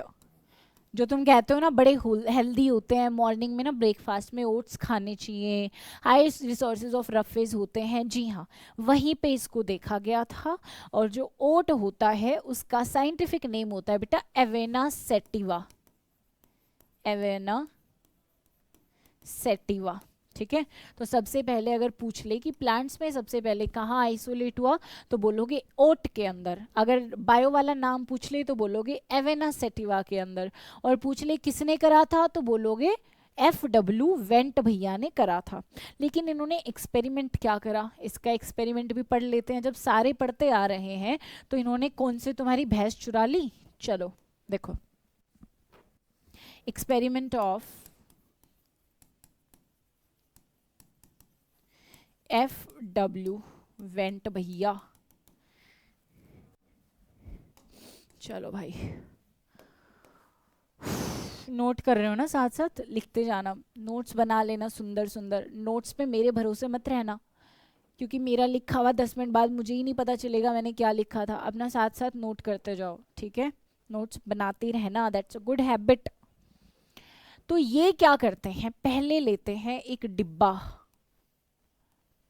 ठीक है, इस डिब्बे के अंदर जेलेटिन या अगार अगार से इस डिब्बे को क्या कर लेते हैं, सोक करवा देते हैं। जेनेटिक या अगार ब्लॉक्स कह सकते हो आप, ठीक है। इसके ऊपर एवेना सेटिवा के कोलेप्टाइल्स को रखते हैं, यहाँ पे रखते हैं एवेना सेटिवा के ब्लॉक्स को, ठीक है। ये क्या रख दिया बेटा इसके ऊपर, these are coleoptiles of Avena sativa, ठीक है बिट्टू। अब थोड़ी देर के बाद क्या होगा, ये एवेना सेटिवा के अंदर जितना भी ऑक्सीन था वो सारा का सारा कहाँ चला जाएगा, इन ब्लॉक्स पे। तो यहाँ पे मैं लिख देती हूँ, auxin gets absorbed by agar block या फिर जेलेटिन ब्लॉक। सारा का सारा जो आपका ऑक्सीन था वो इन ब्लॉक्स के अंदर क्या हो जाएगा बेटा, एब्जॉर्ब हो जाएगा, ठीक है। अब मैं एक फिर से कोलेप्टाइल लेती हूँ, एक ऐसा कोलेप्टाइल लेती हूँ जिसकी टिप को मैंने क्या कर रखा है, रिमूव कर रखा है, ठीक है। मैंने कोलेप्टाइल लिया और इसकी टिप को मैंने रिमूव कर दिया। और ये जो मैंने जेलेटिन वाला ब्लॉक लिया था जिसमें अब सारा का सारा आपका ऑक्सीन आ चुका है, इस जेलेटिन ब्लॉक को मैं क्या करूंगी, पहले तो पूरा का पूरा इसके ऊपर रख के देखती हूँ, ठीक है। पूरा का पूरा इसके ऊपर रखा, लाइट मारी, कुछ फर्क नहीं पड़ा क्योंकि इक्वल अमाउंट में ऑक्सीन था इसके पास। लेकिन भैया में दिमाग था, कहते ऐसे हार नहीं मानूंगा बेटा मैं। तो ये भैया क्या करते हैं, आधी साइड में रखते हैं किसको, आपके जेलेटिन वाले ब्लॉक को, और एक साइड से इसको लाइट मारते हैं। लाइट मारेंगे तो सारा का सारा ऑक्सीन इधर आने लग गया, यहाँ पे ऑक्सीन का डिपोजिशन बहुत ज़्यादा हो गया। तो थोड़े समय के बाद इन्होंने पाया कि जो मेरा ओट का कोलेप्टाइल था वो कोलेप्टाइल ऐसे झुक गया है। किसकी वजह से झुक गया, क्योंकि मैडम इन्होंने ना एक साइड पे, पता है आपको क्या रखा था, क्या रखा था, जेनेटिक का ब्लॉक, जेलेटिन वाला ब्लॉक, जिसके अंदर मेरा बहुत सारा ऑक्सीन था, जिसकी वजह से बेंडिंग हो गई, फोटोट्रॉपिज्म शो हुआ। तो डार्विन और फ्रांसिस, चार्ल्स डार्विन और फ्रांसिस डार्विन, उन्होंने हमें बस इतना ही बताया था कि कोई तो XYZ केमिकल है जिसकी वजह से सारा झोलमोल चल रहा। फिर FW वेंट आते, कहते तुम गो गोन हो जाओ, अब मैं वेंट आ गया हूँ। और ये क्या कहता है, ये कहता है मैं बताऊंगा ना किसकी वजह से ऐसे झुकता है। तो इसने, ये भी याद रखना बहुत इंपॉर्टेंट है कि ओट के ऊपर या एवेना सेटिवा के ऊपर एक्सपेरिमेंट करा था। वाह मेरी स्पेलिंग, ठीक है। और ये बताते हैं कि ऑक्सीन नाम का एक हार्मोन है जिसकी वजह से ये सब चल रहा है। तो यहीं से ऑक्सीन की डिस्कवरी भी हो जाती है और हमें एक सॉलिड रीजन मिल जाता है फोटोट्रॉपिज्म के होने का। उम्मीद करती हूँ यहाँ तक की चीजें आपको क्लियर हो गई होंगी। ठीक है, फंक्शंस की हमने काफी सारी बात कर ली है। ठीक है, अब उन्हीं फंक्शन को थोड़ा अलग अलग करके थोड़ा डिटेल में पढ़ते हैं। ठीक है, चलो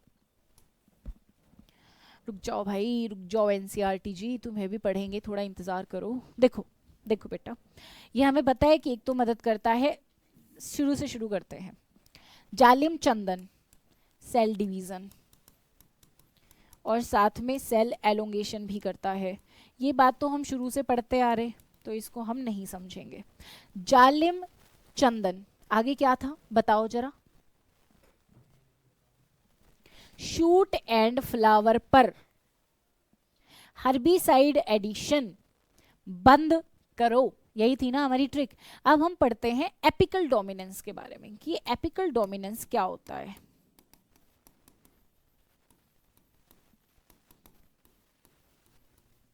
देखो बेटा, एपिकल डोमिनेंस का मतलब है, एक मेरे पास ना पेड़ है, एक मेरे पास क्या है, पेड़ है। ये है मेरा पेड़, उम्मीद करती हूँ रंग तुम्हें दिख रहा होगा। ठीक है, और इस पेड़ की ना एक रूट भी है, ये है मेरी रूट। हमें पता है कि भाई जो टिप होते हैं ना, उस टिप पे क्या पाया जाता है, टिप पर मेरा पाया जाता है, दोनों की ही टिप पे ऑक्सीन। ये तो ऐसे ही नहीं लग रहा होली में कुछ बनाने जा रही मैं। चलो देखो, जब तक ये टिप रहेगी तब तक, जब तक सूरज चांद रहेगा हमारा नाम रहेगा। ऐसा मैं नहीं कह रही, ऐसा ऑक्सीन कहता है कि बालको बात है इसी, जब तक टिप पे मैं प्रेजेंट हूं, जब तक मैं आगे बढ़ रहा हूं, कोई ग्रोथ करके दिखा दे। ठीक है, यहाँ पे आपके नोड और इंटर नोड प्रेजेंट होते हैं, ये ब्रांच निकलने ही नहीं देगा, बोलेगा जाके दिखाओ तुम मेरे से बाहर कहाँ जाओगे। तो ये साजिश रचते हैं और इसको बोलते हैं कि सुन ज्यादा बन रहा ना, तू ही निकल ले यहाँ से, निकल। इसको एपेक्स को तो हटा दिया, एपेक्स को मतलब टिप को हटा दिया, तो ऑक्सीन की भी क्या हो गई, tata bye bye see you soon हो गया। अब क्या होगा बेटा, अब जैसे ही यहाँ से ऑक्सीन गायब हुआ तो यहाँ से बहुत सारी ब्रांचेस निकलने लग जाएंगी। ठीक है, फिर उनकी सब ब्रांचेस, यानी पेड़ जो है वो पेड़ के जैसा दिखने लग जाएगा, सूखी हड्डी नहीं दिखेगा। ठीक है, और इसी को एपिकल डोमिनेंस कहा जाता है कि जब तक हमारी टिप पर ऑक्सीन रहेगा, जब तक ये किसी और को आने ही नहीं देगा। इसलिए सीधा सा तरीका है, टिप को ही हटा दो, तो बाकी चीजें भी अपना थोड़ा सा ऐसे बोलेंगे, हमें भी मौका दो भाई टैलेंट दिखाने का, है ना, वो भी अपना टैलेंट दिखा पाएंगे। This is basically apical dominance. अब इसका ना बहुत सारी जगह पे यूज करा जाता है, जैसे बशियर प्लांट्स बनाने में, बुशियर प्लांट्स। ठीक है, आपके घरों में घरों के बाहर आप ना पेड़ पौधे से चार दीवारी कर देते हो, तो उसको ऊपर से बार बार हम काटते रहते हैं ताकि नीचे से उसकी ग्रोथ बढ़ती रहे। ठीक है, दूसरा जो टी प्लांटेशन होती है, जो चाय की हम ग्रोथ करते हैं, कभी देखना चाय का पौधा बहुत ज़्यादा लंबा नहीं होता, छोटा छोटा बहुत गहरा गहरा होता है, क्योंकि हम उसकी टिप को काट देते हैं। क्या चाहिए हमें चाय से, पत्तियां ही तो चाहिए हमें, उसकी स्टेम थोड़ी चाहिए, तो हम ऊपर से उसको काटते जाएंगे ताकि नीचे बहुत सारी पत्तियां बनती रहें। तो this was about apical dominance. Apical dominance की डेफिनेशन लिख देती हूँ, वरना फिर बोलोगे मैम आपने बताया नहीं। अब ऐसे मत बोलना है रणवीर बरार की टैगलाइन चोरी करी है। देखो, एपिकल डोमिनेंस जो है आपका, इसका मतलब है when there is auxin present, when there is auxin present on the tip of या on the apex of plant, there will be negligible growth of branches and leaves, और यही है एपिकल डोमिनेंस। ठीक है, उम्मीद करती हूँ क्लियर हो गया होगा। अब जैसे मैंने बोला बशियर प्लांट्स और टी प्लांटेशन में हम क्या करते हैं, we remove apex apex remove कर दिया मतलब हमने ऑक्सीन रिमूव कर दिया, ठीक है। We remove apex to get proper growth of leaves and branches, ठीक है। अब जब मैंने काट दिया ऊपर से एपेक्स को, इसको कहा जाता है प्रूनिंग, ठीक है। प्रूनिंग क्या है? Removal of apex, removal of apex को प्रूनिंग कहा जाता है। And it is widely used in bushier plants and tea plantation.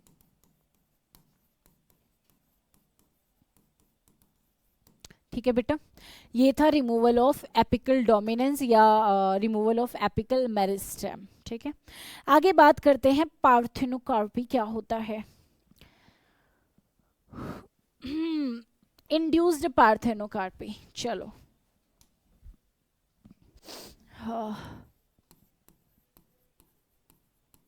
Induces parthenocarpy. पहली बात तो ये जो तू टिकटॉक चलती है, माना ये सारी तेरी नहीं।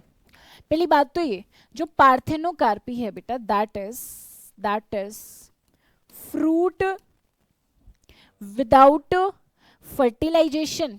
क्या होता है parthenocarpy? Fruit, sorry, production of fruit without fertilization. बिना फर्टिलाइजेशन के हमने क्या बना दिया? फ्रूट बना दिया। और इसी को कहा जाता है बेसिकली पार्थेनोकार्पी। और इसका यूज हम कहाँ करते हैं? It is used in making seedless fruit. बिना बीज वाले फ्रूट बनाने में हम इसका क्या करते हैं बेटा? यूज करते हैं। अब इसका एक और तरीका होता है, जिंक। आप जिंक को रिड्यूस कर दो। जिंक को रिड्यूस करने से क्या हो जाएगा बेटा? आपका ऑक्सीन फॉर्मेशन भी कम हो जाएगी। यानी जिंक को अगर हम रिड्यूस कर दें तो ऑक्सीन की प्रोडक्शन क्या हो जाती है? डिक्रीज हो जाती है। याद रखने की बात है, याद रखना। कई बार क्वेश्चन ये आ जाता है कि कौन से मिनरल न्यूट्रिएंट्स की कमी करने से ऑक्सीन की कमी आती है प्लांट के अंदर। अगला है यूज्ड एज हर्बिसाइड। अगला क्या है? इसका प्रयोग होता है हर्बिसाइड के जैसे भी। अरे क्या हो गया भाई? भाई छोटा हो जा भाई।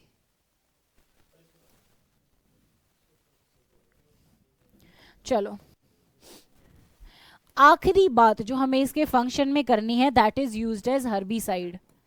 यूज्ड एज हर्बिसाइड, इसका यूज करते हैं हम हर्बिसाइड के जैसे। और कौन से ऑक्सीन का यूज किया जाता है? एक सिंथेटिक ऑक्सीन है।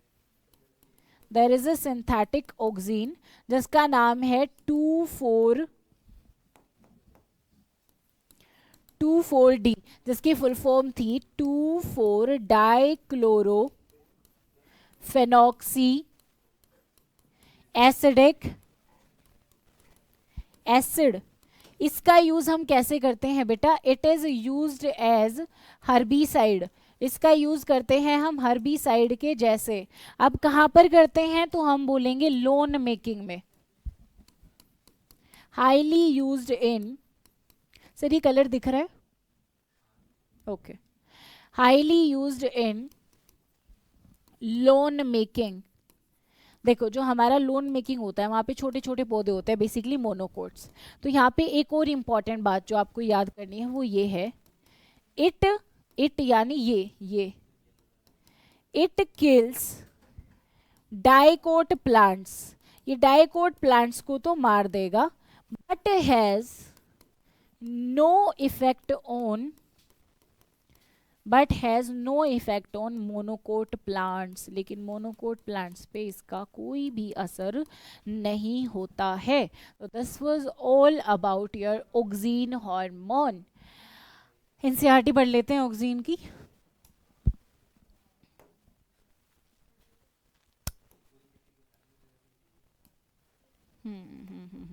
देखो बेटा, plant growth regulator, the plant growth regulator are small simple molecules. Plant growth regulator क्या होते हैं? स्मॉल सिंपल मॉलिक्यूल्स होते हैं जिनके अंदर बहुत सारी केमिकल कंपोजिशन पाई जाती है।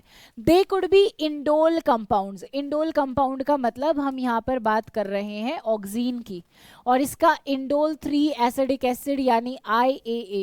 एडेनिन डेरिवेटिव्स भी हो सकते हैं, यानी साइटोकिनीन की बात कर रहे हैं।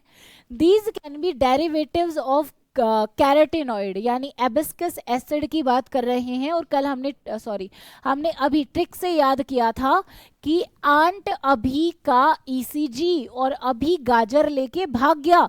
अभी कौन था? अभी वॉज ABA यानी एबिस्कस एसिड, जो कि कैरेट लेके भाग गया, क्योंकि कैरेट में ही तो कैरेटिनॉइड्स पाए जाते हैं। टर्पीन्स आपके पाए जाते हैं जिब्रेलिन में, और GAA के बारे में याद करोगे, इट इज मोस्टली यूज्ड जिबरलीन, ये सबसे ज़्यादा यूज होने वाला जिबरलीन है। ठीक है, गैसेस की बात करें तो इथाइलिन आता है आपका। और plant growth regulator are variously described as plant growth substance, plant growth hormone या फिर फाइटो हार्मोन्स के नाम से भी हम इनको जानते हैं। The PGR can be broadly divided into 2 group based on their function in living plant body. इनके 2 ग्रुप बना सकते हैं। एक तो आता है बेटा आपके रेगुलेटर्स का ग्रुप, और दूसरा आपका आता है इनहिबिटर्स का ग्रुप। इनहिबिटर्स के अंदर आपका एक तो आता है एबिस्कस एसिड और दूसरा ethylene.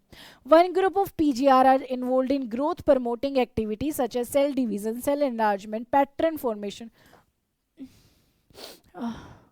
tropic growth, flowering, fruiting, seed formation. These are also called plant growth promoters जैसे auxin, gibberellin and cytokinin. The PGR of other group play an important role in response to wounds and stress of biotic. Stress के लिए बेटा हम ABA को जानते हैं। ABA is stress hormone in plants. They are also involved in various growth inhibiting activities such as dormancy, such as abscission of leaves, fruit and flower. The PGR ABA यानी abscess acid belong to this group. The gaseous PGR ethylene could fit either in the group highly inhibitor होता है। इसे हम दोनों group में रख सकते हैं, लेकिन ये ज़्यादा काम तो इनहिबिट करने का करता है। ठीक है, the discovery of plant growth hormones. Discovery of plant growth hormones की अगर बात करें तो सबसे पहले हमें दिया गया है ये वाला एक्सपेरिमेंट, जो किसने करा था? जो करा था डार्विन भैया और उनके बेटे ने, यानी चार्ल्स ने एंड फ्रांसिस डार्विन ने। उनका एक्सपेरिमेंट आपको यहाँ पे दिखाया गया है, जो इन्होंने करा था कैनरी ग्रास पर, लाइट वाला। इन्होंने फोटोट्रोपिज्म के बारे में बताया था ना, ये वो वाला एक्सपेरिमेंट है आपका। एक में मैंने कंप्लीट कोलेप्टाइल लिया, झुक गया। एक में मैंने कोलेप्टाइल रिमूव कर दिया, कोई असर नहीं पड़ा। एक में मैंने सॉलिड कैप लगा दी, कोई असर नहीं पड़ा। एक में मैंने जब ट्रांसपेरेंट कैप लगाई तो फिर से झुक गया। ठीक है, the discovery of each of the 5 major group of PGR have been accidental. जानबूझ के डिस्कवरी नहीं करी थी। बुरा मत मानना बेटा कि हमें 5 घंटे से चैप्टर क्यों पढ़ना पड़ रहा है, क्योंकि किसी ने भी ना जानबूझ के नहीं करी है, गलती से हो गया। ठीक है, बुरा मत मानना। All this started with the observation of Charles Darwin. शुरुआत तो करी थी चार्ल्स डार्विन भैया ने। हर चीज़ की ना शुरुआत यही करते हैं। बायो की मोस्टली डिस्कवरीज को देखोगे इन्हीं का नाम आगे आता है। किस पे करा था? On the coleoptiles of canary grass, responded to unilateral illumination by growing towards the light source. Phototropism के बारे में बताया था। मतलब after a series of experiment it was concluded that the conclusions दिए गए हैं, इनको लिख लेना, that the tip of coleoptile was the site of transmissible influence that caused the bending of the entire coleptile. Auxin was first isolated by F.W. Wendt from the tips of coleptile of oat seedling.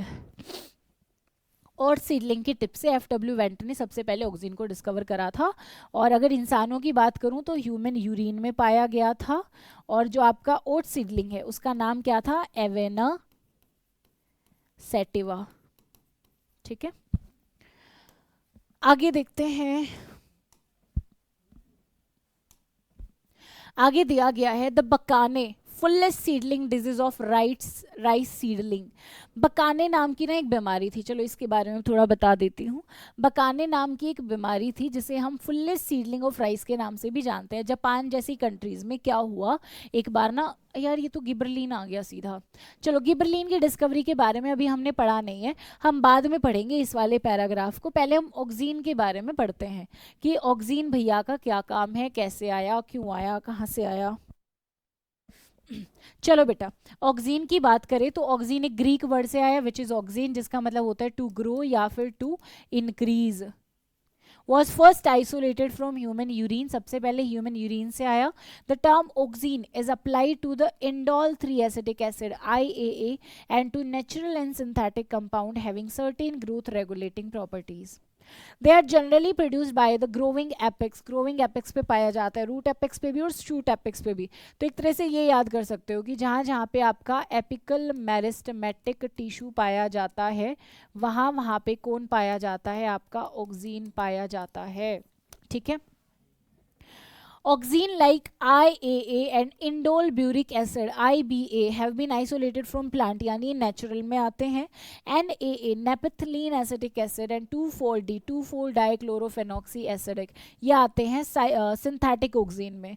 All these auxine have been used extensively in agriculture and horticulture practices। बहुत ज़्यादा agriculture और horticulture में इसका हम क्या करते हैं, इस्तेमाल करते हैं। They help to initiate rooting in stem cutting। ये फंक्शन आ गए, पहला फंक्शन की स्टेम कटिंग में रूटिंग दिलाएगा, दूसरा आ गया प्लांट प्रोपगेशन में, अच्छा ये तो वही है, वेजिटेटिव ग्रोथ में इसका हेल्प करते हैं। प्रमोट करता है फ्लावरिंग में, किसके अंदर, पाइनएप्पल के अंदर। जो एग्जाम्पल आपकी किताब में दिए गए हैं आपको बस वही एग्जाम्पल याद करने हैं, क्योंकि किताब से बाहर कुछ भी नहीं आता है, ये मैं लिख कर दे सकती हूँ, इसलिए सिर्फ किताब के एग्जाम्पल्स ही आप याद करेंगे। They help to prevent fruit and leaf drop at early stage but promote the absence of other mature leaves। बुढ़ापे में तो गिरा देंगे और जवानी में बोलेंगे अभी तो जवान हो, अभी कहाँ ऊपर जाने की उम्र हो गई, रुक जाओ, सॉरी ऊपर थोड़ी, पत्तियां तो नीचे जाएंगी, अभी कहाँ तुम्हारी नीचे जाने की उम्र हो गई। In most higher plant, the growing apical bud inhibit the growth of lateral buds। यानी यहाँ पे हमें बताया गया एपिकल डोमिनेंस के बारे में कि जो एपिकल बर्ड होती है ना वो आपकी लेटरल बर्ड्स की ग्रोथ नहीं होने देती, जैसे स्टेम को मोटा नहीं होने देती, ब्रांचेस नहीं निकलने देती, कहती मैं ग्रो कर रही हूँ, तुम्हारी बीच में बोलने की हिम्मत कैसे हो गई। ठीक है, और इसी को रिमूवल ऑफ शूट टिप यानी decapitation is usually result in growing of lateral buds. हम ऊपर से हटा देते हैं, प्रूनिंग कर देते हैं, हम काट पीट देते हैं ताकि क्या हो जाए, अच्छे से ग्रोथ हो जाए। एग्जाम्पल दिया गया हमें टी प्लांटेशन का और हेज मेकिंग का। हेज मेकिंग मतलब हमारे घर के बाहर जो पेड़ पौधों से हम चार दीवारी कर देते हैं उसको हम बहुत ज़्यादा बढ़ने नहीं देते, उसको बार बार शेप देते रहते हैं ना, सब बड़ी सी कांची से काट काट के। ठीक है, उसके बारे में बताया गया। आगे बोला गया है हमें oxygen also induce parthenocarpy, parthenocarpy भी करता है टोमेटोज में, जैसे मतलब बिना बीज के सीधा का सीधा क्या आ जाता है, हमारा फ्रूट आ जाता है। They are widely used as herbicide, herbicide में यूज होते हैं, दैट इज 2,4-D। किल करता है डाइकोटिलेडन प्लांट्स को, does not affect mature monocotyledon plant. Monocotyledon plant को कहते हैं तुम टेंशन मत लो, तुम्हारा तो मैं मित्र हूँ। ठीक है, टेंशन सिर्फ किसे लेनी है, डाइकोट्स को लेनी है। It is used to prepare weed-free lawn by gardeners. Auxine also control xylem differentiation and help in cell division। तो इसी के साथ हमारा ऑक्सीन जो है वो खत्म होता है। अब अगला हार्मोन जिसके बारे में हम पढ़ेंगे दैट इज अवर साइटोकाइनिन। अब आगे पढ़ेंगे हम किसके बारे में बेटा, साइटोकाइनिन के बारे में। चलो इसी के साथ जो हमारा ऑक्सीन वाला पोर्शन है वो हो गया है कंप्लीट। अब हम बात करेंगे साइटोकिनिन के बारे में। वाह बेटे, अब हम बात करेंगे किसके बारे में बेटा, साइटोकिनिन के बारे में। ठीक है, देखो अगर साइटोकिनिन की बात करें तो अभी अभी हमने ऑक्सीन के साथ पढ़ा कि एक तो मदद करता है हमारी सेल डिवीजन में मदद करता है। ठीक है, लेकिन सेल डिवीजन में तो मदद करता है पर पाया कहाँ कहाँ जाता है, तो हम बोलेंगे found at each and every growing region of shoot, each and every growing region। वाह क्या मस्त इंग्लिश है मेरी। रीजन ऑफ शूट, शूट के हर एक पार्ट में पाया जाता है, मदद करता है बेटा किसमें, सेल डिवीजन में। Help in cell division. ठीक है, इसके अगर केमिकल नेचर की बात करें तो इसका जो केमिकल नेचर है that is basically adenine derivative, that is adenine derivative. ठीक है, एडेनिन्स का ये डेरिवेटिव है। रीजंस की बात करूं तो शूट एपेक्स पे पाया जाता है, हमारे एपिकल मेरिस्टेम पे पाया जाता है, और जो हमारी ब्रांचेस हैं उनकी टिप पर भी पाया जाता है। कहने का मतलब ये है कि ये अगर मैंने एक प्लांट बनाया, दिस इज बेसिकली रूट, तो इसका शूट वाला जितना भी भाग है तो हर एक पार्ट ऑफ शूट पे मेरे को ये पाया जाता है साइटोकिनिन। मतलब ये कहता है भाई मैं ना किसी को भाव नहीं दिखाऊंगा, मैं बड़ा सूधा अच्छा प्यारा सिंपल सा बच्चा हूँ, मैं हर जगह तुम्हें मिल जाऊंगा, तुम कहीं आके बोलना hi cytokinin and I will be there for you. ठीक है, नेम कहाँ से आया बेटा? नेम आया from cell division, name came from cytokinesis. Cytokinesis क्या होता है? हमारा सेल डिवीजन होता है ना, तो नाम इसका कहाँ से आया बेटा? नाम आया सेल के डिवीजन से। ठीक है, अब कुछ एक्सपेरिमेंट्स की डिस्कवरी की और इसके प्रोडक्शन की अगर मैं बात करूँ तो सबसे पहले बात करती हूँ प्रोडक्शन की, कहाँ कहाँ पे प्रोड्यूस होता है। Production of cytokinin. देखो बेटा, सबसे पहले हम बात करेंगे जो हमारा साइटोकिनिन है that is found at areas of rapid division. कहाँ पे पाया जाता है? रैपिड डिवीजन के एरियाज पे पाया जाता है। दूसरा हम बात करेंगे कि रूट एपेक्स पे भी पाया जाता है, शूट एपेक्स पे भी पाया जाता है, और हमारी जो यंग फ्रूट्स हैं वहाँ भी पाया जाता है। ठीक है बेटा, अब इसकी डिस्कवरी की बात करते हैं। बड़ी ही अच्छी चीज़ है, बड़ी मज़ेदार चीज़ है, खतरनाक वाली डिस्कवरी। देखो, डिस्कवरी की बात करें तो हमने अभी अभी थोड़ी देर पहले टिश्यू कल्चर लिया था, है ना, पर यहाँ टिश्यू कल्चर नहीं लेंगे क्योंकि टिश्यू कल्चर से तो हमने ऑक्सीजन को देखा था, वहाँ तो मुझे पता चला था ऑक्सीजन नाम की कोई चीज़ होती है। यहाँ की डिस्कवरी ना बड़ी ही विचित्र है, मतलब तुम सोच के और सोचोगे कि ये क्या ही कर दिया इन लोगों ने, क्यों ही गए थे ये वहाँ पर। एक मछली होती है बेटा जिसका नाम होता है hearing fish, herring fish, hearing नहीं, एक हैरिंग फिश नाम की मछली होती है। इस मछली के स्पर्म में पाया जाता है ये साइटोकिनिन। मेरे को तो ये नहीं समझ में आता कि हायरिंग मछली के स्पर्म पे क्या ही करने गए होंगे जो वहां जाके इसको ढूंढ दिया। कैसी बात है, कह रही थी ना, सोच के भी सोचोगे कि ये क्या ही हो गया, है ना। तो चलो सीधी बात पे आते हैं, बकवास छोड़ के। हैरिंग मछली के स्पर्म में सबसे पहले इसको देखा गया था। क्या किया गया था? जब हैरिंग मछली के स्पर्म से मैंने डीएनए को एक्सट्रैक्ट करा था, ठीक है, तो इसी डीएनए के अंदर मेरे को क्या पाया गया था? साइटोकाइनिन। इसीलिए तो हमने बोला कि एडेनिन डेरिवेटिव होता है, और एडेनिन किस में पाया जाता है? साइटोकिनिन में पाया जाता है बेटा, डेरिवेटिव। ठीक है, समझ गए? हो, चलो आगे बात करते हैं। लेकिन प्लांट में सबसे पहले कहाँ से पाया गया? हमें नहीं मतलब हैरिंग पैरिंग से, हमें बात करनी है प्लांट की, कि प्लांट में सबसे पहले कहाँ देखा गया। तो देखो, मैंने एक मीडियम लिया, ग्रोइंग मीडियम लिया, ठीक है। इस मीडियम में डाला मैंने कॉर्क कैनल को, इस मीडियम में मैंने डाल दिया कॉर्क कैनल को। ये क्या है मेरा? दैट इज कॉर्न कैनल, ठीक है। ये मेरा ग्रोइंग मीडियम है। इधर मैंने इसके ऊपर डाल दिया कोकोनट ऑयल, यहाँ मैंने डाल दिया कोकोनट का ऑयल, ठीक है।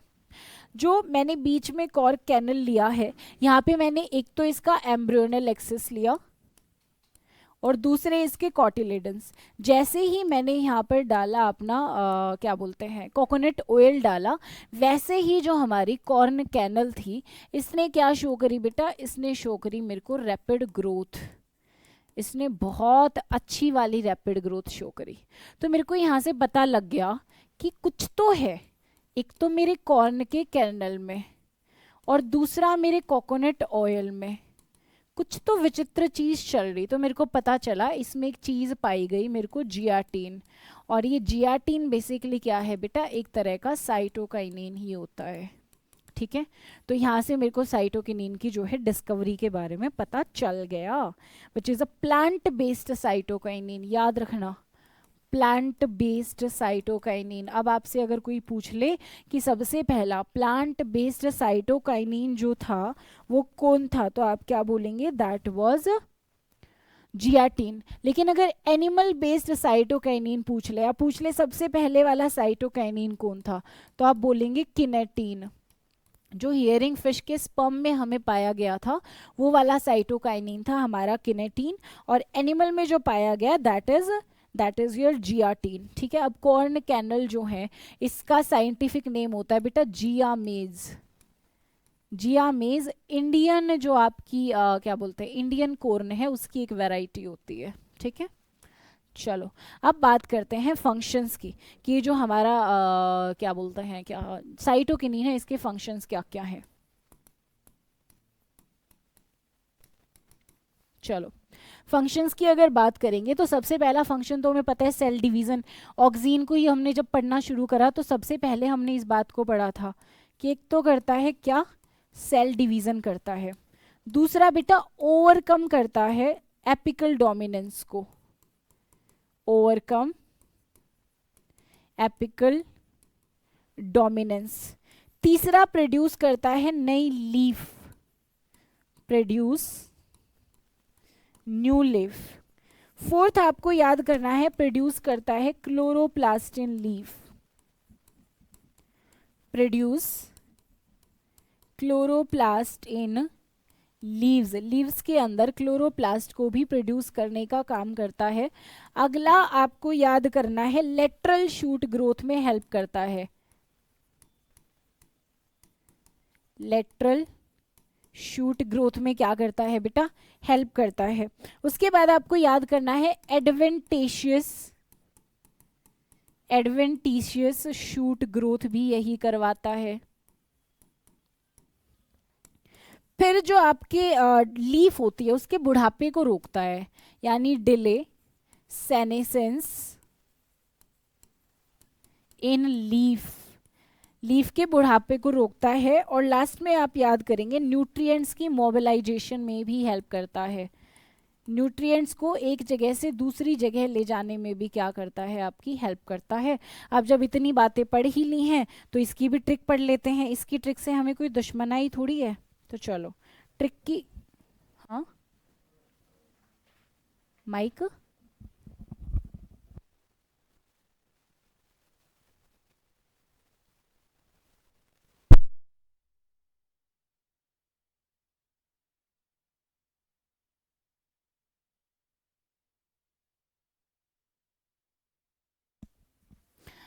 चलो बेटा आगे देखेंगे, इसकी ट्रिक की बात कर लेंगे। जब सबकी ट्रिक पड़ी है तो इसकी ट्रिक से हमें कोई दुश्मनाई थोड़ी है। तो इसकी ट्रिक है Selena shoots new leaves in chloroplast to delay ageing and overcome mobile addiction. Trick हमारी क्या है, सेलेना, सेलेना एक महिला है,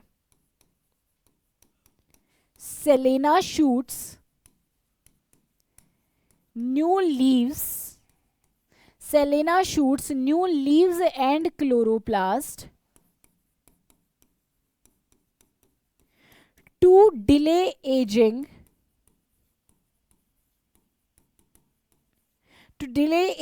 and overcome mobile addiction। आप ना सारे फंक्शन ट्रिक से ही याद करेंगे। जैसे हमने ऑक्सीन का पढ़ा था, जालिम चंदन फ्रूट्स एंड लिव्स पर हर्बिसाइड एडिक्शन बंद करो, वहीं पे उसके सारे फंक्शंस आ गए थे। इसके सारे फंक्शन आप ट्रिक से पढ़ेंगे। Selena shoots new leaves and chloroplast to delay ageing and overcome mobile addiction. अब मोबाइल से आपको याद क्या करना है, न्यूट्रिएंट्स मोबिलाइजेशन, न्यूट्रिएंट्स की मोबिलाइजेशन याद करनी है। ओवरकम से आप याद करेंगे overcome apical dominance apical dominance को क्या करता है, ओवरकम करता है। डिले से आप याद करेंगे, डिले एजिंग इन लीफ, पत्तियों में एजिंग को रोकता है। क्लोरोप्लास्ट और लीव से याद करेंगे, न्यू लीव्स एंड क्लोरोप्लास्ट से, दैट लीव्स एंड क्लोरोप्लास्ट की क्या करता है, फॉर्मेशन करने में हेल्प करता है। शूट से आप याद करेंगे, एडवेंटिशियस, शूट ग्रोथ करवाता है या लेटरल शूट ग्रोथ कह सकते हो। सेलेना से आपको याद करना है कि सेल डिवीजन करवाता है। और इतना ही पढ़ना था आपको साइटोकिनीन के बारे में, इससे ज़्यादा साइटोकिनीन के बारे में एज सच हमें कुछ भी नहीं पढ़ना है। साइटोकिनीन के जो हमारे फंक्शंस थे, जितना भी इसके बारे में था वो हो गया है कंप्लीट। अब आगे पढ़ लेते हैं बेटा, पहले एनसीईआरटी को, फिर वापस चलेंगे जिब्रेलिन पे। अरे भाई इसमें तो सीधा एथाइलिन दे दिया। बैक बैक बैक बैक, आगे। ओह हाँ, ये रहा जिब्रेलिन के बारे में, साइटोकिनीन ये रहा। चलो साइटोकिनीन के बारे में पहले पढ़ लेते हैं हम। देखो, cytokinin have specific effect and cytokinesis. Cytokinin का साइटोकिनेसिस यानी सेल डिवीजन पे काफ़ी अच्छा खासा प्रभाव है, इसकी वहाँ पे अच्छी खासी बोलचाल है। And was discovered as a kinetin, kinetin sorry, सबसे पहले इसको किनेटीन की तरह ही डिस्कवर करा गया था from autoclaved herring sperm DNA. Autoclaved का मतलब होता है एक्सट्रैक्टेड डीएनए, ठीक है। Kinetin does not occur naturally in plant, kinetic याद रखना प्लांट्स के अंदर नेचुरली नहीं हो सकता। स्टेटमेंट बेस्ड क्वेश्चन आ जाते हैं यहाँ से बेटा, तो एक ही लाइन इंपॉर्टेंट है। Search for natural substance with cytokinin like activities to the isolation of zeatin. जो सर्च हुई जियाटीन के बारे में हमें पता चला कॉर्न कैनल से और कोकोनट मिल्क से यानी कोकोनट ऑयल से, इन दोनों से मेरे को प्लांट बेस्ड नेचुरल साइटोकिनीन मिला जिसका नाम क्या था बेटा, जियाटीन था। Since the discovery of giatine, several natural occurring cytokinins, बहुत सारे cytokinins आ चुके हैं जब से giatine की डिस्कवरी हुई है, and some synthetic compounds with cell division promoting activity have been identified. Natural cytokinins are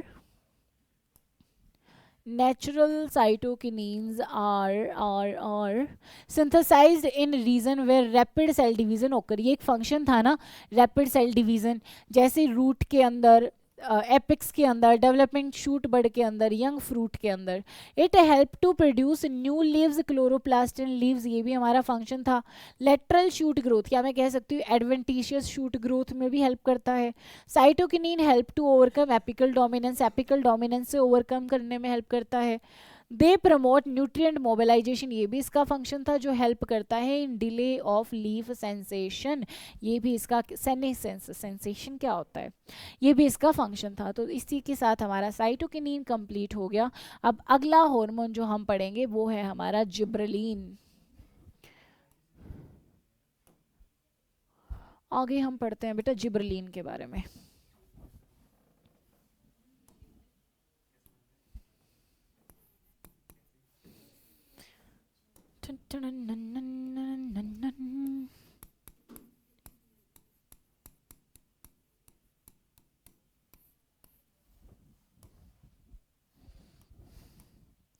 चलो, अगर जिब्रेलिन की बात करें तो इसको सबसे पहले देखा गया था एक फंगस के अंदर। कहाँ देखा गया था? फंगस के अंदर, जिसका नाम था जिब्रेला फ्यूजिकॉय। जिस फंगस का नाम था जिब्रेला फ्यूजिकॉय, सबसे पहले इसको वहाँ पर देखा गया था। ये बेसिकली नेचर में एसिडिक होता है। बेसिकली नेचर में क्या होता है बेटा? Acidic, acidic in nature. अब देखो हुआ क्या था, जो एशियन कंट्रीज हैं लाइक जापान, इन एशियन कंट्रीज लाइक जापान, जो राइस की सीडलिंग थी ना, हमने एक खेत लिया जिसके अंदर क्या करा, राइस बोया, ठीक है। अब हुआ क्या बेटा, कुछ जगह जो राइस था, मान लो मैंने इस पोट में राइस लिया, नेचुरल जो हेल्दी राइस था उसकी लेंथ मेरी ये है, ठीक है। अब मैंने क्या किया, एक पोट में मैंने अफेक्टेड राइस लिया जिसकी लेंथ ऐसी हो गई थी, बहुत बड़ी बड़ी लेंथ की ग्रोथ हो गई थी, राइस की ग्रोथ हो गई थी। इधर वाले में मेरा हेल्दी वाला राइस की सीडलिंग्स हैं, हेल्दी राइस सीडलिंग है, और इधर वाली साइड मैंने लिया अफेक्टेड सीडलिंग्स ऑफ राइस। अब ये जो अफेक्टेड सीडलिंग थी ना बेटा, इसको हमने नाम दिया फुलिश सीडलिंग का। इसको क्या नाम दिया? फुलिश सीडलिंग का। और बाद में इस फुलिश सीडलिंग को एक बीमारी का नाम दे दिया गया, that was Bakane, Bakane disease.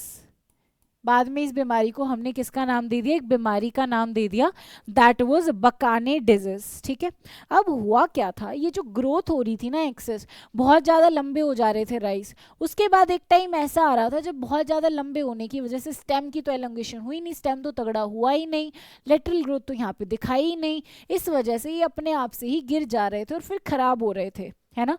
तो मैंने इसको फुलिश सीडलिंग का नाम दिया। बाद में जो है ई कुरसावा नाम के एक साइंटिस्ट आते हैं, एक साइंटिस्ट आते हैं जिनका नाम था ई कुरसावा। ये ई कुरसावा भैया पता लगाते हैं कि जो ये बकाने डिजीज है या जो फुलिश सीडलिंग है, इनकी रूट में एक फंगस ग्रो कर रही है। एक फंगस क्या कर रही है बेटा? ग्रो कर रही है, जिसका नाम था जिब्रेला फ्यूजिकॉय। जिब्रेला फ्यूजिकॉय। और ये जिब्रेला फ्यूजिकॉय क्या कर रही थी? गिबरलिन नाम की एसिड सिक्रेट कर रही थी।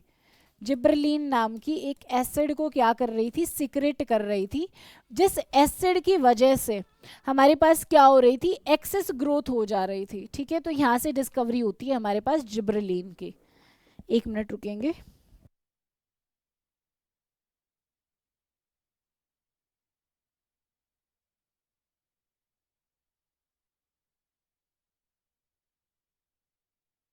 चलो बेटा, अब इसके फंक्शंस की बात करते हैं, है ना। चलो, let's talk about functions of जिब्रलिन। तो इन भैया के फंक्शंस भी काफ़ी अच्छे अच्छे हैं, काफ़ी प्यारे हैं। ठीक है, सबसे पहला मदद करता है स्टेम एलोंगेशन में। सबसे पहला फंक्शन क्या है? हेल्प करता है बेटा स्टेम एलोंगेशन में, यानी स्टेम्स को एलोंगेट करने में मदद करता है। दूसरा, एलोंगेट फ्रूट्स, फ्रूट्स को भी एलोंगेट करता है, और आपकी किताब में एग्जाम्पल दिया गया है, that is of Apple and grapes. Apple and grapes कहने का मतलब ये है, मान लो ये एप्पल का पेड़ है, ठीक है। नॉर्मली एक एप्पल जो है वो ऐसा लग रहा था, तो जब आप वहाँ पे जिब्रेलिन बहुत ज़्यादा लगा देंगे तो एप्पल ऐसा लंबा सा हो जाएगा। और कोई भी इंसान हो, तुम ही बताओ, तुम अगर मार्केट गए हो, छोटे वाले एप्पल लेना पसंद करोगे या लंबे वाले हेल्दी वाले? ऑब्वियसली वही। ग्रेप्स की अगर बात करें तो नॉर्मली मान लो ऐसे ग्रेप्स हैं इस शेप के, तो ये क्या करेगी? जिब्रेलिन डाल देने से ग्रेप्स की शेप जो है वो ऐसी हो जाएगी, लंबे लंबे दिखने लग जाएंगे काफ़ी, है ना। तो इससे किसान को भी फ़ायदा होगा, लोग भी ज़्यादा अट्रैक्ट होंगे। ठीक है, तो बेसिकली ये क्या करता है? एलोंगेशन में मदद करता है एक आपके फ्रूट्स की, जैसे एप्पल हो गया, जैसे आपके ग्रेप्स हो गए। उसके बाद डिले कर देता है सेनेशंस को।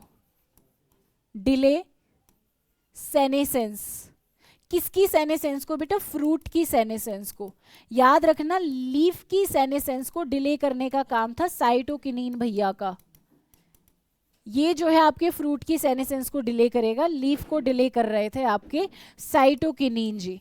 अगला फंक्शन इसका आप याद करेंगे, extend market period of, extend market period of fruits.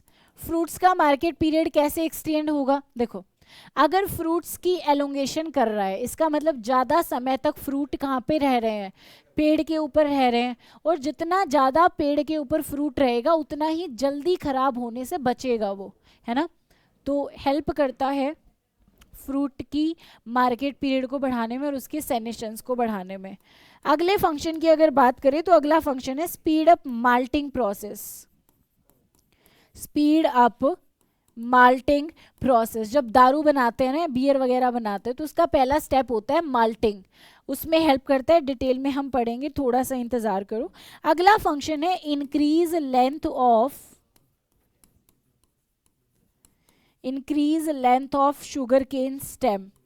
जो आपका शुगर केन होता है बेटा, उसमें से आपको क्या ही निकालना है शुगर केन से, आपको यहाँ से शुगर ही तो निकालनी है ना। तो अगर इसकी स्टेम्स ज़्यादा लंबी हो गई, इसका मतलब जो शुगर है वो प्रोडक्शन भी ज़्यादा बढ़ जाएगी। अगला याद रखेंगे, early seed production in conifers, production in conifers. Basically बेटा हम जिम्नोस्पर्म्स को ही कॉनिफर्स कहते हैं, तो आप ये भी लिख सकते हो कि जिम्नोस्पर्म में सीड प्रोडक्शन को क्या कर देगा, रैपिड कर देगा। इसका आखिरी फंक्शन है that is bolting. Last function यहाँ पे आपको जो याद करना है इसका, दैट इज बोल्टिंग। तो इतने सारे फंक्शंस थे हमारे जो साइटोकिनीन भैया हैं इनके, लेकिन अब जरा ट्रिक से याद कर लें, वरना साइटोकिनीन की तो बात ही नहीं कर रहे, हम तो जिबरलिन की बात कर रहे हैं। तुम लोग बता नहीं सकते कि हम साइटोकिनीन नहीं, जिबरलिन चल रहा है। ये सारे फंक्शंस थे जिबरलिन के।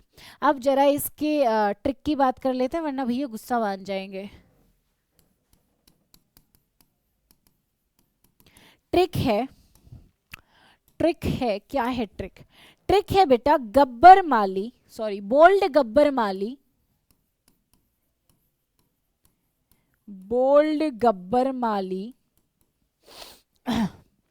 बोल्ड गब्बर माली एलोंगेट साग एट मार्केट कॉर्नर, एलोंगेट साग eight market corner.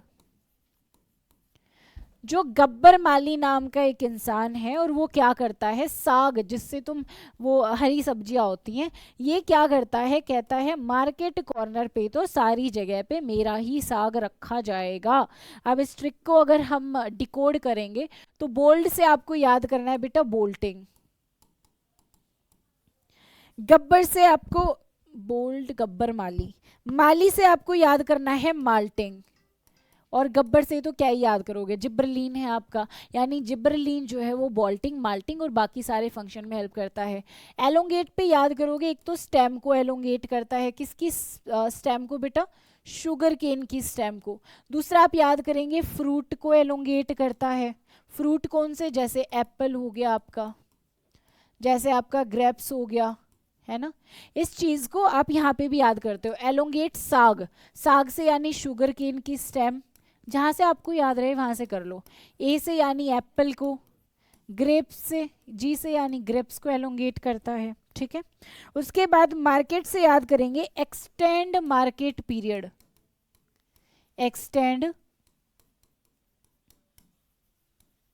Market period of fruits, fruits के मार्केट पीरियड को क्या कर देगा, एक्सटेंड कर देगा। और कौन से याद करेंगे, अर्ली सीडलिंग इन या early seed production in conifers. यही थे इसके सारे फंक्शंस हमें हो गए हैं याद। अब आगे चलते हैं और आगे अब हम बात करते हैं कि माल्टिंग और बोल्टिंग क्या है। माल्टिंग और बोल्टिंग डिस्कस करने के बाद हमारा जिब्रलीन भैया का भी हो गया स्वाहा। बाकी तो सारे छोटे छोटे हैं यार, बस एक ऑक्सीन ही थोड़ा बड़ा था। बाकी डरने की कोई ज़रूरत है नहीं, अपने कंसेप्ट को इतना अच्छे से क्लियर रखो कि तुम्हें फ़र्क ही ना पड़े, छोटा हो या बड़ा हो। तुमको भाई साहब थोड़ी और डिटेल है तो वो भी बता दो, हम वो भी याद कर लेंगे, है ना। एनसीईआरटी को लाइन टू लाइन याद रखना, फिर से बोल रही हूँ, फिर मत कहना कि मैम आपने तो बताया ही नहीं था एनसीईआरटी भी याद करनी है। एनसीईआरटी पढ़ो मस्त और कंसेप्ट यहाँ से क्लियर करो, ठीक है। चलो बात करते हैं कि माल्टिंग क्या होता है। Basically malting is the first process in production of beer. Beer के प्रोडक्शन में पहला प्रोसेस होता है माल्टिंग। क्या करते हैं हम माल्टिंग में, टाइम पास नहीं, टाइम पास तो बिल्कुल भी नहीं करता है। फिर क्या करते हैं माल्टिंग में, देखो बेटा, सबसे पहले हम बार्ले या वीट लेंगे, बार्ले या फिर हमने वीट लिया, और इनका जो स्टार्च है उस स्टार्च को ब्रेक डाउन कर दिया, स्टार्च को कर दिया ब्रेक डाउन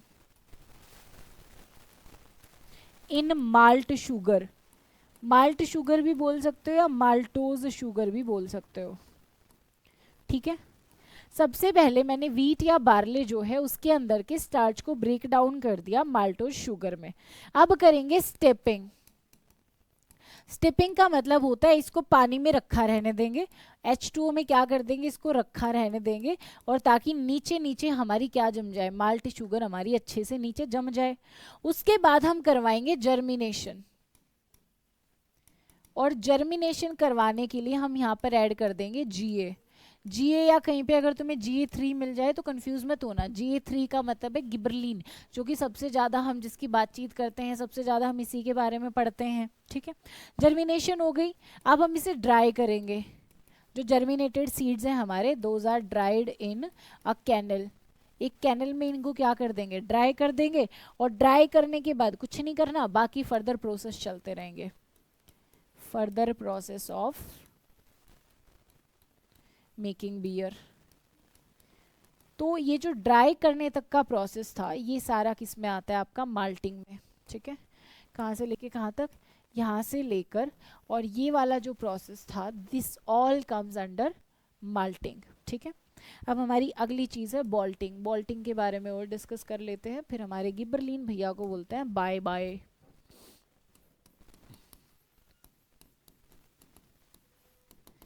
अगर बेटा बॉल्टिंग की बात करेंगे तो बेसिकली बॉल्टिंग ये होता है, देखो कुछ ना ऐसे पेड़ पौधे होते हैं हमारे जिनकी ना बहुत ज़्यादा ग्रोथ नहीं होती, वो ऐसे बस मिट्टी के पास ही रहते हैं, ऐसे ऐसे मिट्टी के पास ही थोड़ी सी ग्रोथ करते हैं, और नीचे इनका क्या होता है, नीचे होता है इनका रूट वाला सेक्शन यहाँ पे, ठीक है। इस ग्रोथ को बोला जाता है रोजलेट ग्रोथ। तो हम कह सकते हैं हमारे कुछ प्लांट्स क्या करते हैं, रोजलेट ग्रोथ्स करते हैं। लेकिन कुछ टाइम के बाद इन प्लांट के अंदर जिन्होंने रोजलेट ग्रोथ करी, यहाँ पे क्या हो जाता है बेटा, सडन इंक्रीज होता है स्टेम में। यहाँ पर सडन इंक्रीज होता है स्टेम के अंदर, ठीक है। ये ही क्या कहलाता है, this is known as bolting. ये जो सडन इंक्रीज हुआ है इन द स्टेम ग्रोथ, इसी को कहा जाता है बोल्टिंग। अब क्या होगा, अब कुछ नहीं होगा, बस आगे चलेंगे थोड़ा सा आगे चलेंगे, और ये जो हमारी रोजलेट ग्रोथ हुई थी, इसी रोजलेट ग्रोथ के ऊपर फिर क्या हो गया, हमारा बोल्टिंग हो गया, सडन ग्रोथ हो गई। किस चीज़ की सडन ग्रोथ हुई बेटा, स्टेम की, है ना। ये सडन ग्रोथ हो गई थी स्टेम की। अब इस स्टेम के ऊपर आ जाएंगे फ्लावर्स। तो बेसिकली अगर तुम्हें फ्लावरिंग की बोल्टिंग की डेफिनेशन देनी हो तो you will say sudden growth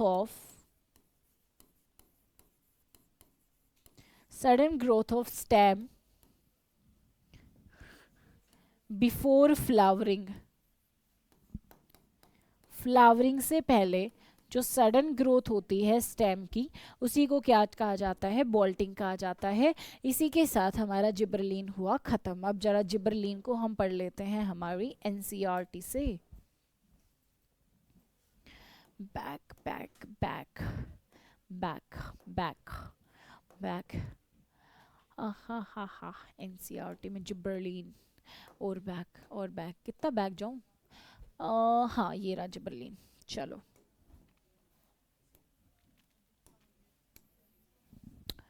चलो बेटा, gibberellin are another kind of promotory PGR, यानी ये ग्रोथ प्रमोशन में हमारी हेल्प करते हैं। देर आर मोर देन 100 जिब्रलिन, 100 से भी ज़्यादा जिब्रलिन हैं ऑलरेडी, जिनके बारे में हमें पता चल चुका है, जो कि फंगी से या हाइयर प्लांट से हमने एक्सट्रैक्ट करे हैं। दे आर डिनोटेड एज, कुछ जिब्रलिन जैसे GA1, GA2, GA3 and so on. However, gibberellin acid GA3 was one of the first gibberellin to be discovered and remain the most intensively studied form।